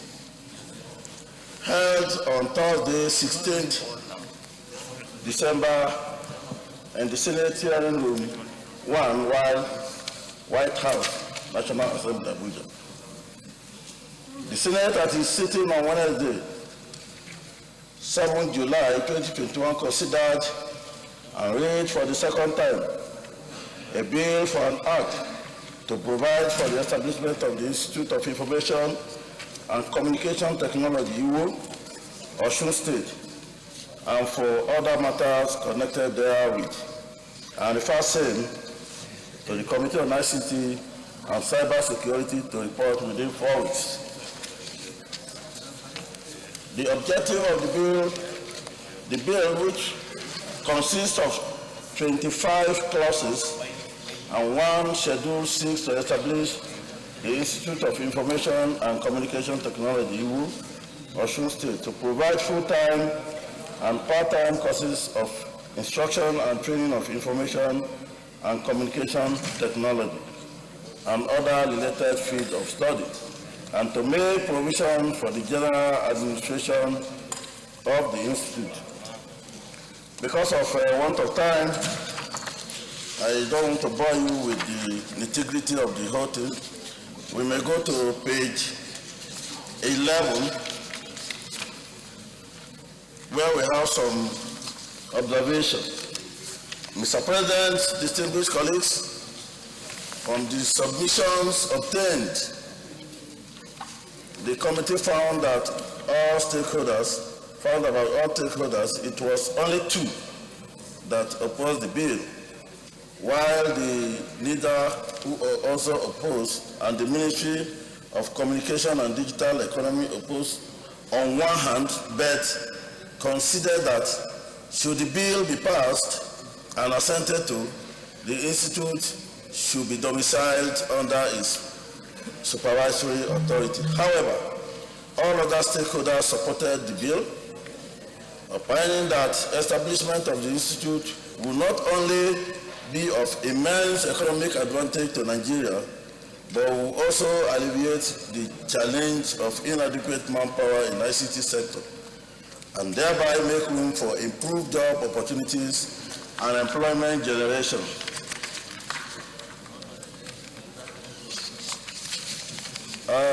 There are some comments on clause by clause. I don't also want to bore you on that. We may go to page 16, where we have our recommendation. Recommendation. Having taken into consideration the observations and comments of relevant stakeholders on various provisions of the bill and made amendments where necessary, the committee hereby recommends as follows: that the Senate Committee on ICT and Cyber Security, which was referred a bill for an act to provide for the establishment of the Institute of Information and Communication Technology, IWO, Osun State, and for other matters connected there with 2022 SB 486, having considered same, report favorably thereon, and recommend that the Senate do pass the bill as amended. I shall move, Mr. President. Thank you. Any comments, Leader? Committee of the Whole. Mr. President, my highly respected and distinguished colleagues, I rise to move that the Senate resolve the Committee of the Whole to consider this report. I so move. Minority Leader. Thank you, Mr. President. I rise to second the motion for the Senate to resolve into Committee of the Whole to consider the report. Thank you. Distinguished colleagues, those in favor of the motion that the Senate do resolve into Committee of the Whole to consider the report, say.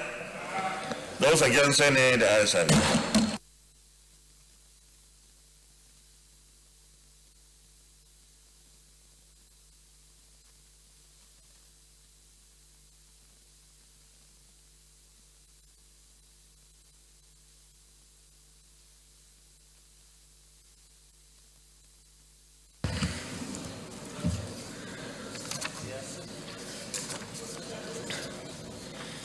Distinguished colleagues, those in favor that clause 1, clause 2, clause 3, Clause 4. Clause 5, functions of the Institute on page 5. Clause 6. Clause 7, powers of the Institute. Clause 8, appointment of principal officers. Clause 9 and Clause 10. Stand part of the bill, say aye. Those against, say nay, the ayes have it. Those who vote at Clause 11 on page 14, staff regulations. Clause 12, pensions. Clause 13, Clause 14, Clause 15, discipline of students. Clause 16, Clause 17, Clause 18, Clause 19, and Clause 20 on page 23. Stand part of the bill, say aye. Those against, say nay, the ayes have it. Those who are at Clause 21 on page 24, annual report.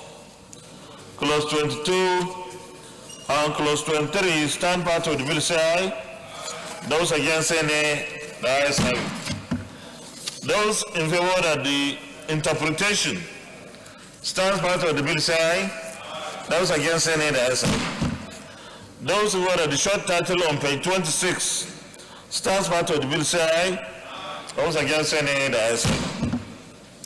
Those who are at the schedule, stands part of the bill, say aye.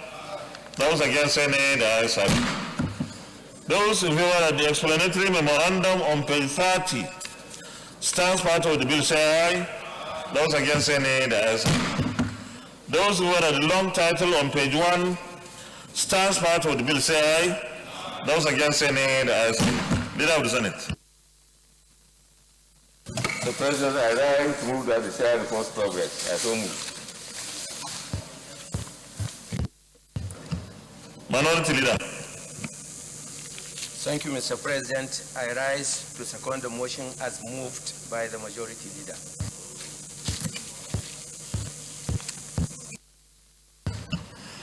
Distinguished colleagues, those in favor of the motion that the Senate reverse to plenary for the chair to report progress, say aye. Those against, say nay, the ayes have it.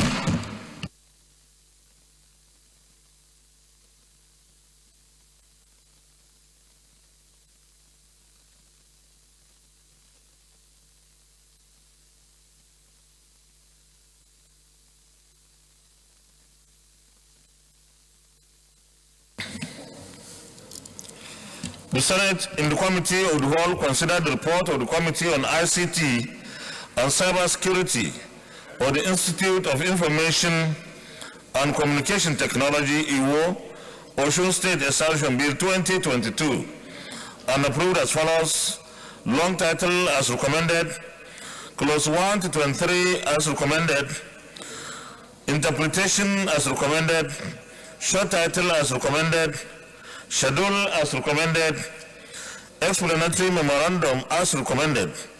Is this a true reflection of what transpired in the Committee of the Whole? Yes. Thank you. Leader of the Senate. Mr. President, I rise to move that this bill be read the third time. Minority Leader.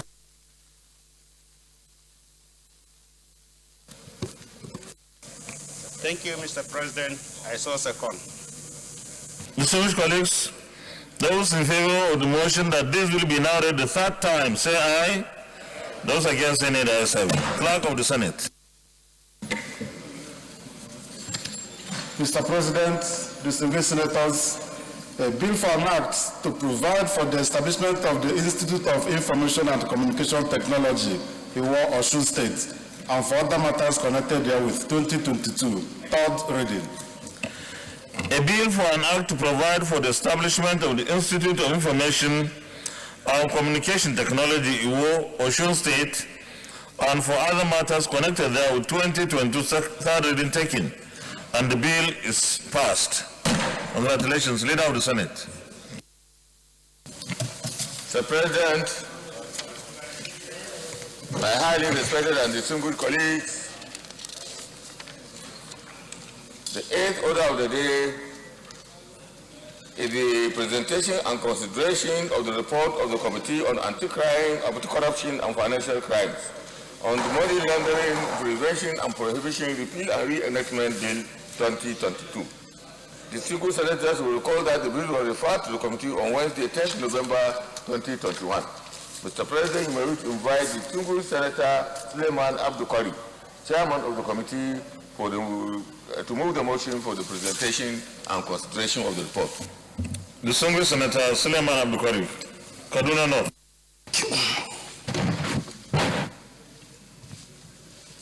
Thank you, Mr. President, distinguished colleagues. My name is Suleiman Abdukari. I represent Kaduna North.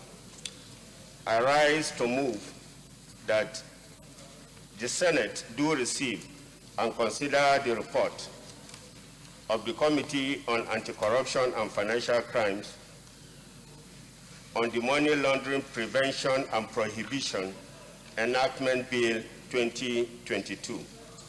I so move. Distinguished Senator Laundering. Thank you, Mr. President. Distinguished colleagues, Laundering Jika representing Bauchi Central Senatorial District. I rise humbly to second that the Senate do consider and I present and consider the report on corruption and anti-financial crimes committee as heavily moved by the chairman. Thank you. Distinguished colleagues, those in favor of the motion that the Senate do receive and consider the report of the Committee on Anti-Corruption and Financial Crimes on the Money Laundering Prevention and Prohibition Enactment Bill 2022, say aye.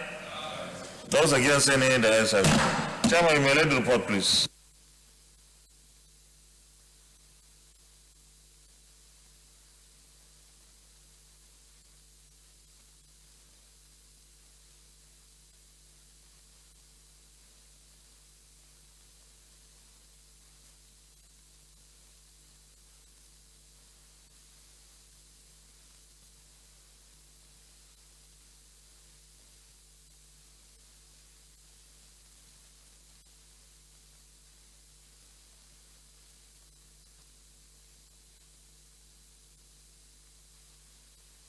You may present the report.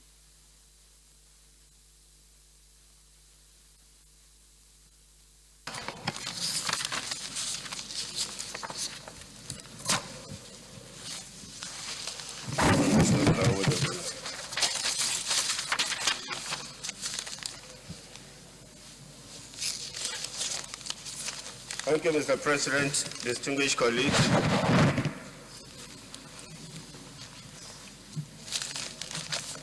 Report on the report of the Senate Committee on Anti-Corruption and Financial Crimes on a bill for an act to repeal the Money Laundering Prohibition Act 2011 as amended and to enact the Money Laundering Prevention and Prohibition Act 2022. Mr. President, distinguished colleagues, two bills were referred to the committee. These bills were SB 642 and SB 789, all dealing on the subject matter.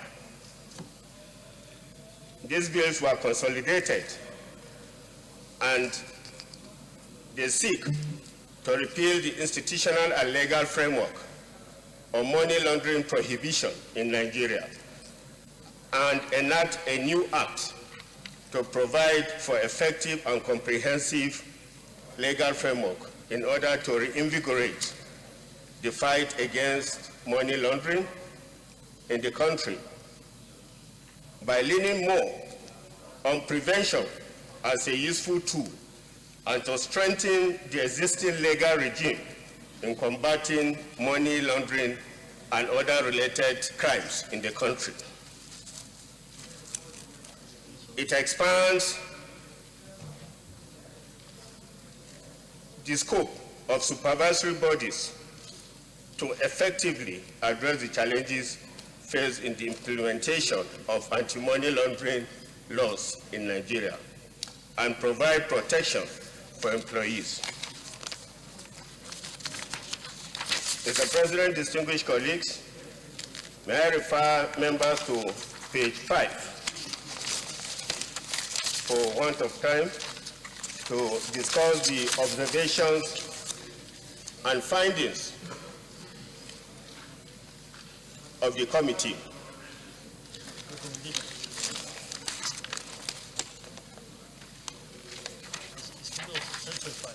It's still on page 5. We have the recommendations, Your Excellency.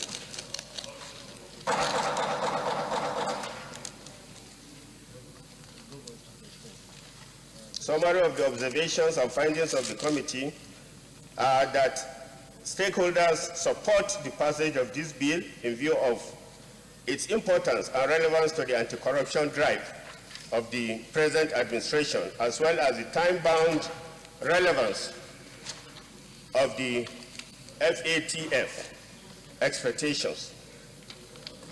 The enactment of this bill will also resolve the institutional issues regarding establishment of the Special Control Unit against Money Laundering, SCUMO, under the Federal Ministry of Trade and Investment, being implemented by the Economic and Financial Crimes Commission. That the bill seeks to introduce certain supervisory and enforcement mechanisms through the imposition of the administrative penalties for breach of any requirement imposed by the law. The provision will strengthen the money laundering legal regime in Nigeria. And finally, the enactment of this bill will bring about sustainable reinvigoration of the fight against money laundering. The Senate Committee on Anti-Corruption and Financial Crimes, having considered the Money Laundering Prevention and Prohibition Bill, hereby recommends as follows: that the Senate do consider and pass the Money Laundering Prevention and Prohibition Bill 2022. On behalf of members of the committee, I wish to express our gratitude for the opportunity to serve in this capacity. I so submit. Any comments? Leader of the Senate Committee of the Whole. Mr. President, my highly respected and distinguished colleagues, I rise to move that this Senate resolve the Committee of the Whole to consider this report. I so move. Minority Leader.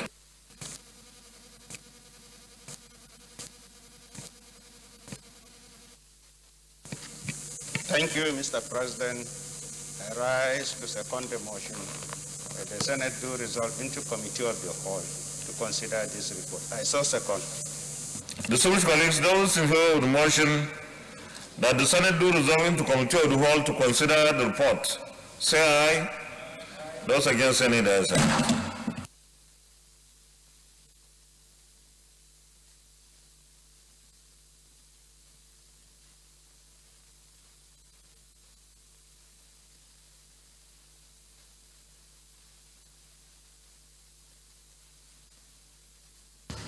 Distinguished colleagues, because this is a very sensitive bill, I will go at a snail speed. And I want us to be very, very observant so that we are able to pass legislation that will serve the purpose for which we will pass, and that it doesn't create any problem at any stage. So those in favor that clauses 1 and 2 stand part of the bill, say aye. Those against, say nay. The ayes have it. Which one is observation? You have to refer to a specific clause. No observation. 2. Clause 2. Part 2. We haven't reached there. Part 2. Okay. Mr. President, sitting as the chair, my name is Betty Apiafe, representing Rivers West. Mr. President, the part 2 of it says a person shall not conduct 2 or more transactions separately with 1 or more financial institution or designated non-financial business and profess with intent to avoid duty of reporting. I want to say that with BVN, this clause may not be necessary because with BVN, even if you do transaction, sorry?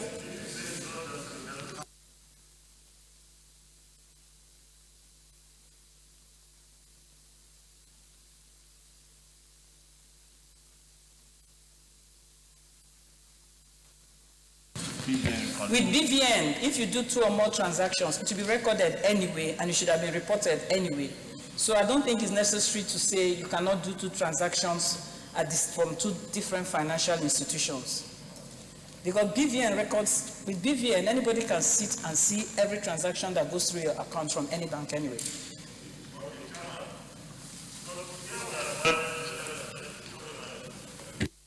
We are referring to the elegance, not substance, right? Chairman, do you have anything to...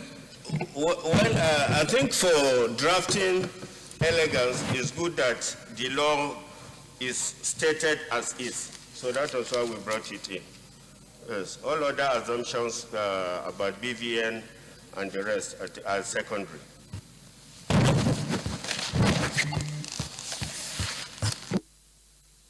Senator Apiafi, I was asking whether if we leave it as it is, there will be any harm. Will there be any harm? There will be, because, sorry? That's, okay, you're not sure of the clause. Clause 2, part 2. Prohibition of money laundering. Mr. President, sitting as the chair, it will be a problem because since BVN is already recording, it means that assuming you do a financial transaction online, in your how do you report? Because BVN is supposed to have captured that anyway. So the reporting has already been done through your BVN. So I think we can rephrase this. Yeah, that's what I'm saying. BVN has already captured it, so we don't have to put it here. No, before the matter is, this thing is going to very strange. I was distinguished Apiafi. For me, if there is no harm, we can leave it. If there is no harm, because initially you said it is superfluous. If it is superfluous of legislation, whatever it is, and the explanation by the chairman is that this does not leave any room for any doubt or speculation. So if there is no harm to the law or to the operations of the law, we can leave it. But if it will cause any problem, then we better deal with it. Those who should know better, Yusuf, this one is your field.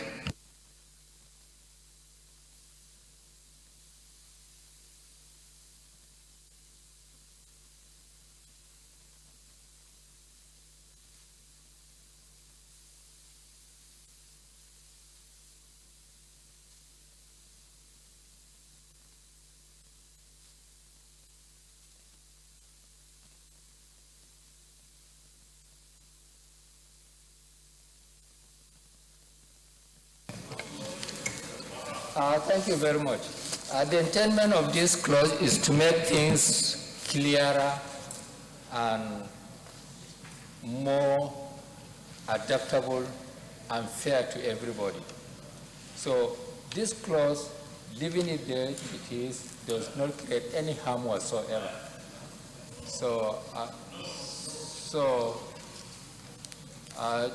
while we were discussing this, even at the committee level, and then the expert that we have employed to help us on this, being myself, an expert, whether you have VVN or no VVN, the VVN matter does not actually, preclude what is here.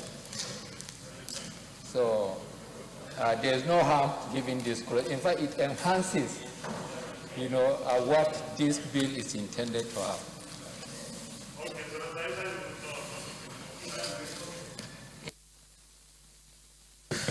Mr. President, thank you very much for giving me the opportunity to lend my voice on this issue. Mr. President, if this goes as it is, it becomes law. And that means that by implication, every one of us here will become victim almost every day. Because we transact on 2, 3, 4, 5 transactions from different banks every day. So, Mr. President, I don't think we should leave this as a law.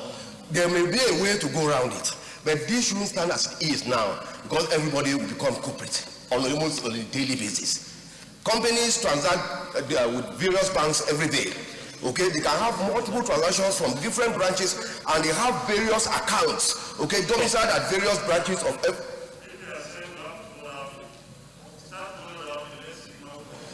Yeah, well, I even feel that it should not even stand in the first place.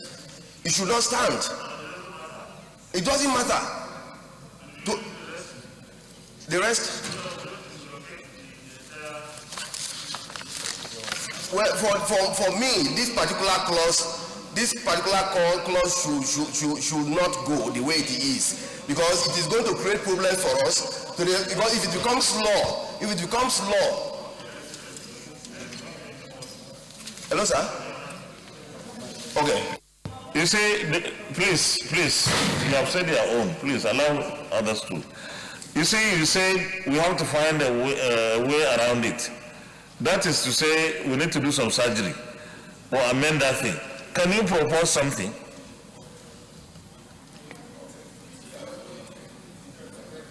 Leader of the Senate.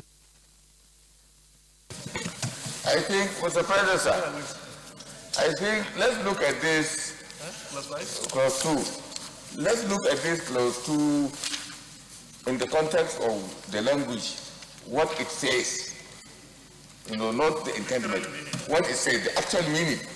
What it says is that a person shall not conduct 2 or more transactions separately with 1 or more financial institutions or designated non-financial businesses and professions with the intent, that's the issue, with the intent to avoid duty of reporting the transactions and in order to breach the duty to disclose information. So the issue is that it's not that you are prevented from doing that. You can go ahead and do that, but you can do it, you should not do it if your intendment is to avoid reporting or to disclose the duty to disclose information under this. So the issue is the intention to do these 2 that is prohibited, not the transactions themselves. Not the transactions themselves. We have to be very careful about this one. It does not prevent the transaction with 2 or more financial institutions, but we should not do it with the intent. If you are caught that your intention was not to report, then you are liable under this act. But if you can do any transaction you want, provided that the intent to subvert these 2 principles does not happen. These are the issues, sir. It's not that you are prevented from doing the transaction, but it should not be, the intention should not be in order to breach the issues that have been raised here. Thank you, sir. Distinguished colleagues, I want us to just deal with this now and go forward, please. We now understand from what the leader explained. We understand the essence of this clause. Are we still saying we should delete it? Okay, I'll put the question. I'll put the question so that we can make progress. Are we saying we should delete it? Okay, I'll put the question between 1 and 2 separately. Those in favor of clause 1 stands part of the bill say aye. Those against say nay, the ayes have it. Clause 2. Those in favor of clause 2 stands part of the bill say aye. Those against say nay. Clearly, the nays have it.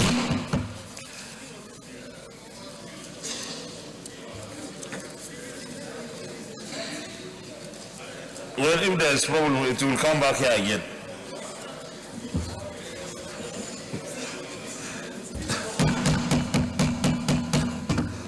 No, DSP, this is, not all of us are lawyers. So, and of course, it's presumed, no, we are not going back to it. Our colleagues have voted, no, DSP, please. Let's respect our colleagues, please. We can't take them back. If there is any problem during operations or implementation, let them come back. But we have just voted to say that we have to reverse it again. I don't think our colleagues really voted against it. But people refused. So what do you do? We are going to clause 3. Clause 3, clause 4, and clause 5. Those who vote clauses 3, 4, and 5 stand part of the bill, say aye. Those against say nay. The ayes have it. Clause 6.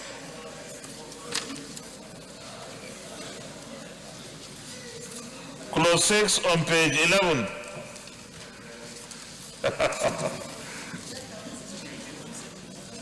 Clause 6 on page 11. Those who vote clause 6, clause 7, clause 8, clause 9, and clause 10 stand part of the bill, say aye. Those against say nay, the ayes have it. DSP, you are still not, you are not following. Yeah, I'm going back to clause 11. Clause 6. Okay, clause 6. Page 12 of 48. Mr. President, clause 6, a fine of 250,000 for each day during which the offense continues.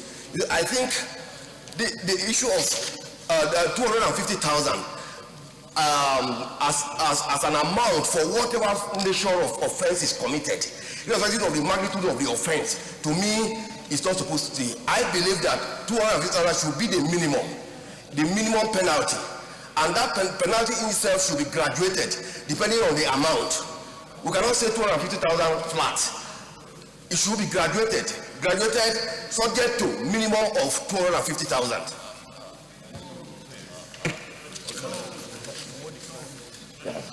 The higher the figure, the more the penalty.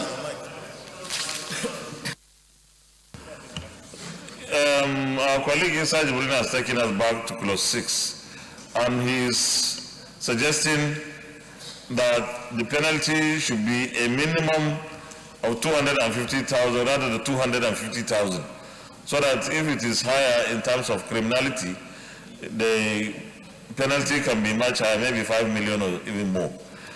So if there is anybody who would like to second that amendment to clause 6, Senator Sani Musa. Thank you, Mr. President. My name is Muhammad Sani Musa. Yeah? You said? He has not moved for the amendment. No, he has moved already for the amendment. Oh? I've moved. So I'm seconding the amendment that the minimum should be 250. Yeah. Thank you, Mr.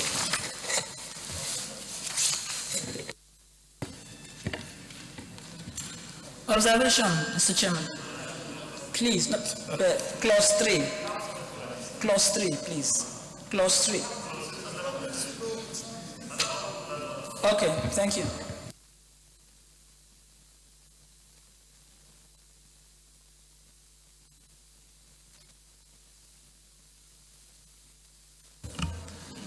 A fine of 250,000 for each day during which the offense continues.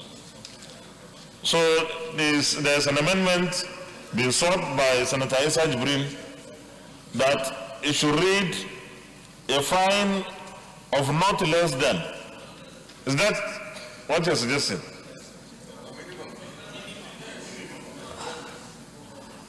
Huh? Which one is the more legal this thing? Not less than or a minimum? The law is here. A minimum. A minimum.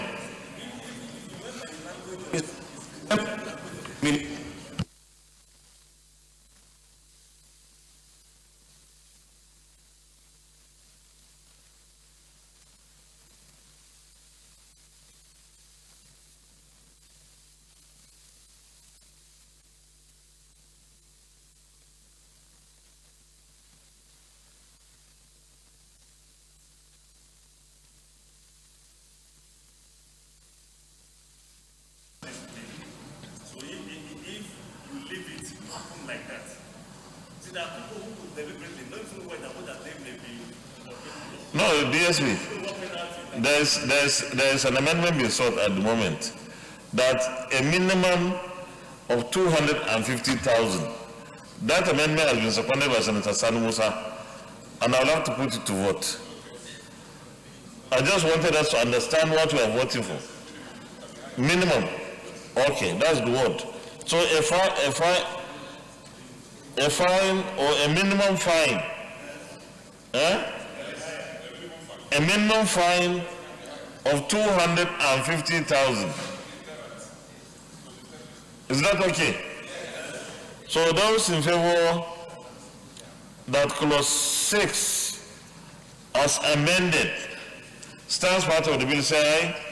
Those against say nay, the ayes have it. Senator Abiafi, you said you have something about 3, clause 3. Thank you very much, Mr. President, sitting at the chair. Thank you for this opportunity. I'm just worried. Clause 3, Nigeria is the second highest country in terms of diaspora remittances. This clause is going to have make it difficult for diaspora remittances into the country, especially now that we need foreign exchange like no other. I don't know whether the law. It says transfers to and from foreign countries of funds or securities by a person or body corporate, including money service businesses, of a sum exceeding $10,000 or its equivalent, shall be reported to the unit of central bank. $30,000. I think we should increase it because of diaspora remittances, maybe to 30 or 50,000, especially inflows.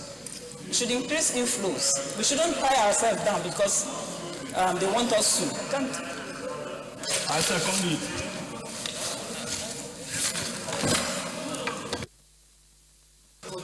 Mr. President, what we are talking about here is a duty to report. They are not saying that you cannot transfer more than $10,000. You can only do $100,000 a day.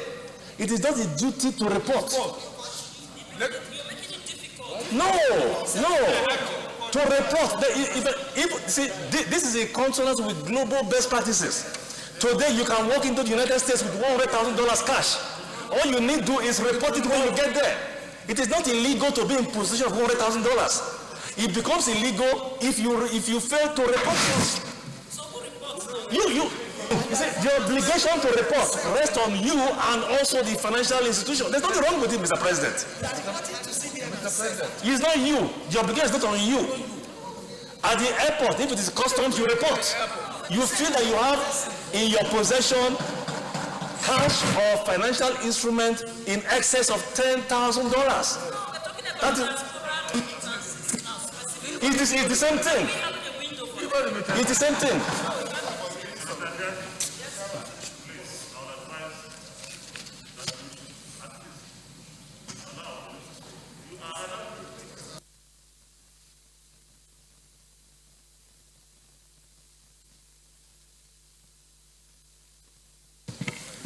Mr. President, I just rise to advise our colleagues that we should try to look into these issues in the context of the intendment of the bill itself. We're all aware some of us travel outside the country. For example, if you go and join Ethiopian Airlines, you are given a form to fill. You know, it's 3,000. But you are required to say what you have, even if it is in excess of 3,000. and you can show them, and you can move on with your money. If they find any excess above what you have declared, then you are in breach of their laws. And sometimes they see that excess. So yes, so what we are saying, sir, is not the quantum amount of money, that you need to take out. You can transfer any amount of money, but you need to refer to the authorities the amount in excess of this $10,000 that you are either bringing in or taking out. And I don't see anything in that. Most countries in the world, international best practice, have this kind of legislation, including the highest country in the world that we all try to aspire in our economic arrangements with. So let's look at it just in the context of the issue. For two reasons: money laundering and taxation. If you carry, for instance, you enter the US with $100,000, it's legal, but you must declare it for two purposes: one, you're not laundering the money, and two, so that you can pay tax on it. There's nothing wrong with that, Mr. President. Yeah, I see your point. Yes. Senator Sanemusa, and then I will put it to vote. Mr. Chairman, another.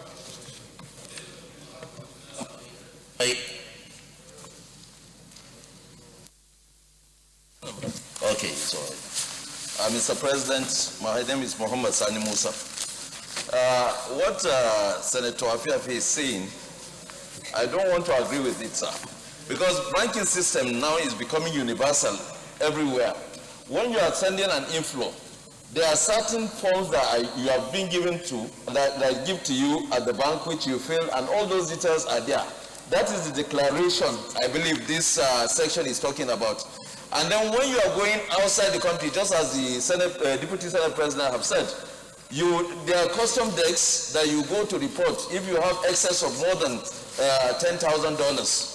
So, and it's the same thing, any other country you go, they have this monetary policy that you must declare what you come in with. So I don't think there's anything wrong with having this.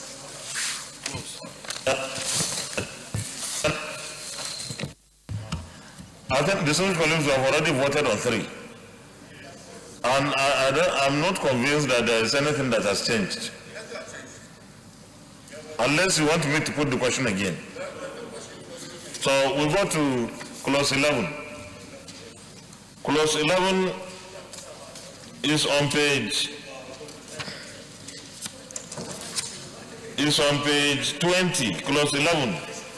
Mandatory disclosure by financial institutions on designated non-financial businesses and professions. Those in favor that clause 11, clause 12, clause 13, clause 14, and clause 15 stand part of the bill, say aye. Those against any, the ayes have it. Clause 16 is on page 25, determination of flow of transactions. Those who vote at clause 16, clause 17, clause 18, clause 19, and clause 20 stand part of the bill, say aye. Those against say nay, the ayes have it. Clause 21 is on page 32. Clause 21 is on page 32. Conspiracy, aiding and abetting. Those who vote at clause 21, clause 22, clause 23, clause 24, and clause 25, obstruction of authorized officers on page 36. Stand part of the bill, say aye. Those against say nay, the ayes have it. Those who are clause 26, clause 27, Clause 28 on page 39. Clause 29. Stand part of the bill, say aye. Those against, say nay. The ayes have it. Those in favor that the interpretation on page 39 stands part of the bill, say aye. Those against, say nay. The ayes have it. Those in favor that the short title on page 48 stands part of the bill, say aye. Those against, say nay. The ayes have it. Those who order the explanatory memorandum on page 48 stands part of the bill, say aye. Those against, say nay. The ayes have it. Those who order the long title stands part of the bill, say aye. Those against, say nay. The ayes have it. Leader of the Senate. Mr. President, my highly respected and distinguished colleagues, I rise to move that the chair reports progress. I so move. Minority. Thank you, Mr. President. I rise to second the motion that the Senate do revert to plenary for the chair to report progress. I so second. Distinguished colleagues, those in favor of the motion that the Senate reverts to plenary for the chair to report progress, say aye. Those against, say nay. The ayes have it. Thank you very much.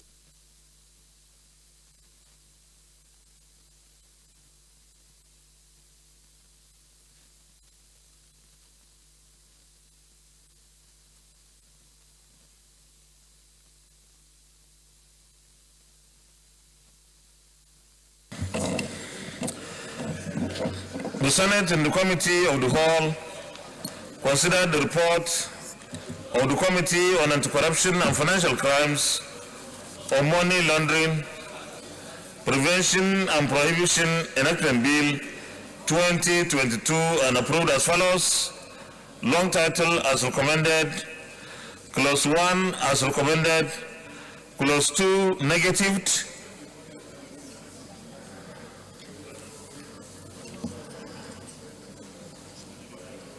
Was clause 2 negative? Yes. Yeah, not the whole of clause 2. Clause 2 sub 2. That was the one that was negative. Clerk, take note please. Not the entire clause. Clause 3 to 5 as recommended. Clause 6 as amended. Clause 7 to 29 as recommended. Interpretation as recommended. Short title as recommended. Explanatory memorandum as recommended. Is this a true reflection of what transpired in the Committee of the Whole? Thank you. Leader of the Senate. Mr. President, I rise to move that this bill be read the third time. Minority Leader. Thank you, Mr. President. I rise to second that this bill be read the third time. I say second. Distinguished colleagues, those in favor of the motion that this will be now read the third time, say aye. Those against, say nay. The ayes have it. Clerk of the Senate. Mr. President, distinguished senators, a bill for an act to repeal the Money Laundering Prohibition Act 2011 as amended and enact the Money Laundering Prevention and Prohibition Act 2022 to provide comprehensive legal and institutional framework for the prevention and prohibition of money laundering in Nigeria, establish a special control unit under the Economic and Financial Crimes Commission and for other related matters 2022, third reading. A bill for an act to repeal the Money Laundering Prohibition Act 2011 as amended and enact the Money Laundering Prevention and Prohibition Act 2022 to provide comprehensive legal and institutional framework for the prevention and prohibition of money laundering in Nigeria, establish the Special Control Unit under the Economic and Financial Crimes Commission, and for other related matters 2022, third reading taken, and the bill is hereby passed. Well, distinguished colleagues, thank you very much for your very passionate participation in the consideration of this particular bill. Clearly, this is one piece of legislation that will help the government of the Federal Republic of Nigeria in fighting money laundering and corruption in general. Laws are meant to bring and sustain sanity, and wherever we find the laws not bringing that kind of expected benefit, we need to look at them and ensure that we work on them for us to achieve our target. This is, again, one major contribution by this Senate for the fight against corruption by this administration. Anytime we find anything that we feel should be amended, we don't have to wait for the executive at any time. But then it is also important that when we pass legislations, we must ensure that the essence of the legislations are not tampered with. Because there are times that when you pick out something out of a clause, out of the entire bill, you would render the piece of legislation or the bill almost useless because it cannot provide the efficacy that is expected. So with this, I want to congratulate the entire Senate for this feat. Leader of the Senate. Mr. President, my highly respected and distinguished colleague, in view of the mood of the Senate and particularly our colleagues on my right-hand side of the aisle who have so many other official commitments, board of trustees and others, I would like to move that this distinguished Senate step down the consideration of all other items on our legislative agenda today to another legislative day. I so move. The minority leader. Thank you, Mr. President. I rise to second the motion that we suspend all the other items on our agenda till another legislative day. Thank you. Distinguished colleagues, those in favor of the motion that in view of other legislative activities waiting for our colleagues outside of the chamber, that we stand down the consideration of the remaining items on the other paper till another legislative day. Say aye. Those against any ayes have it. Leader of the Senate. Mr. President, Tuesday, the 22nd of March 2022. I so move, Mr. President. Minority Leader. Thank you, Mr. President.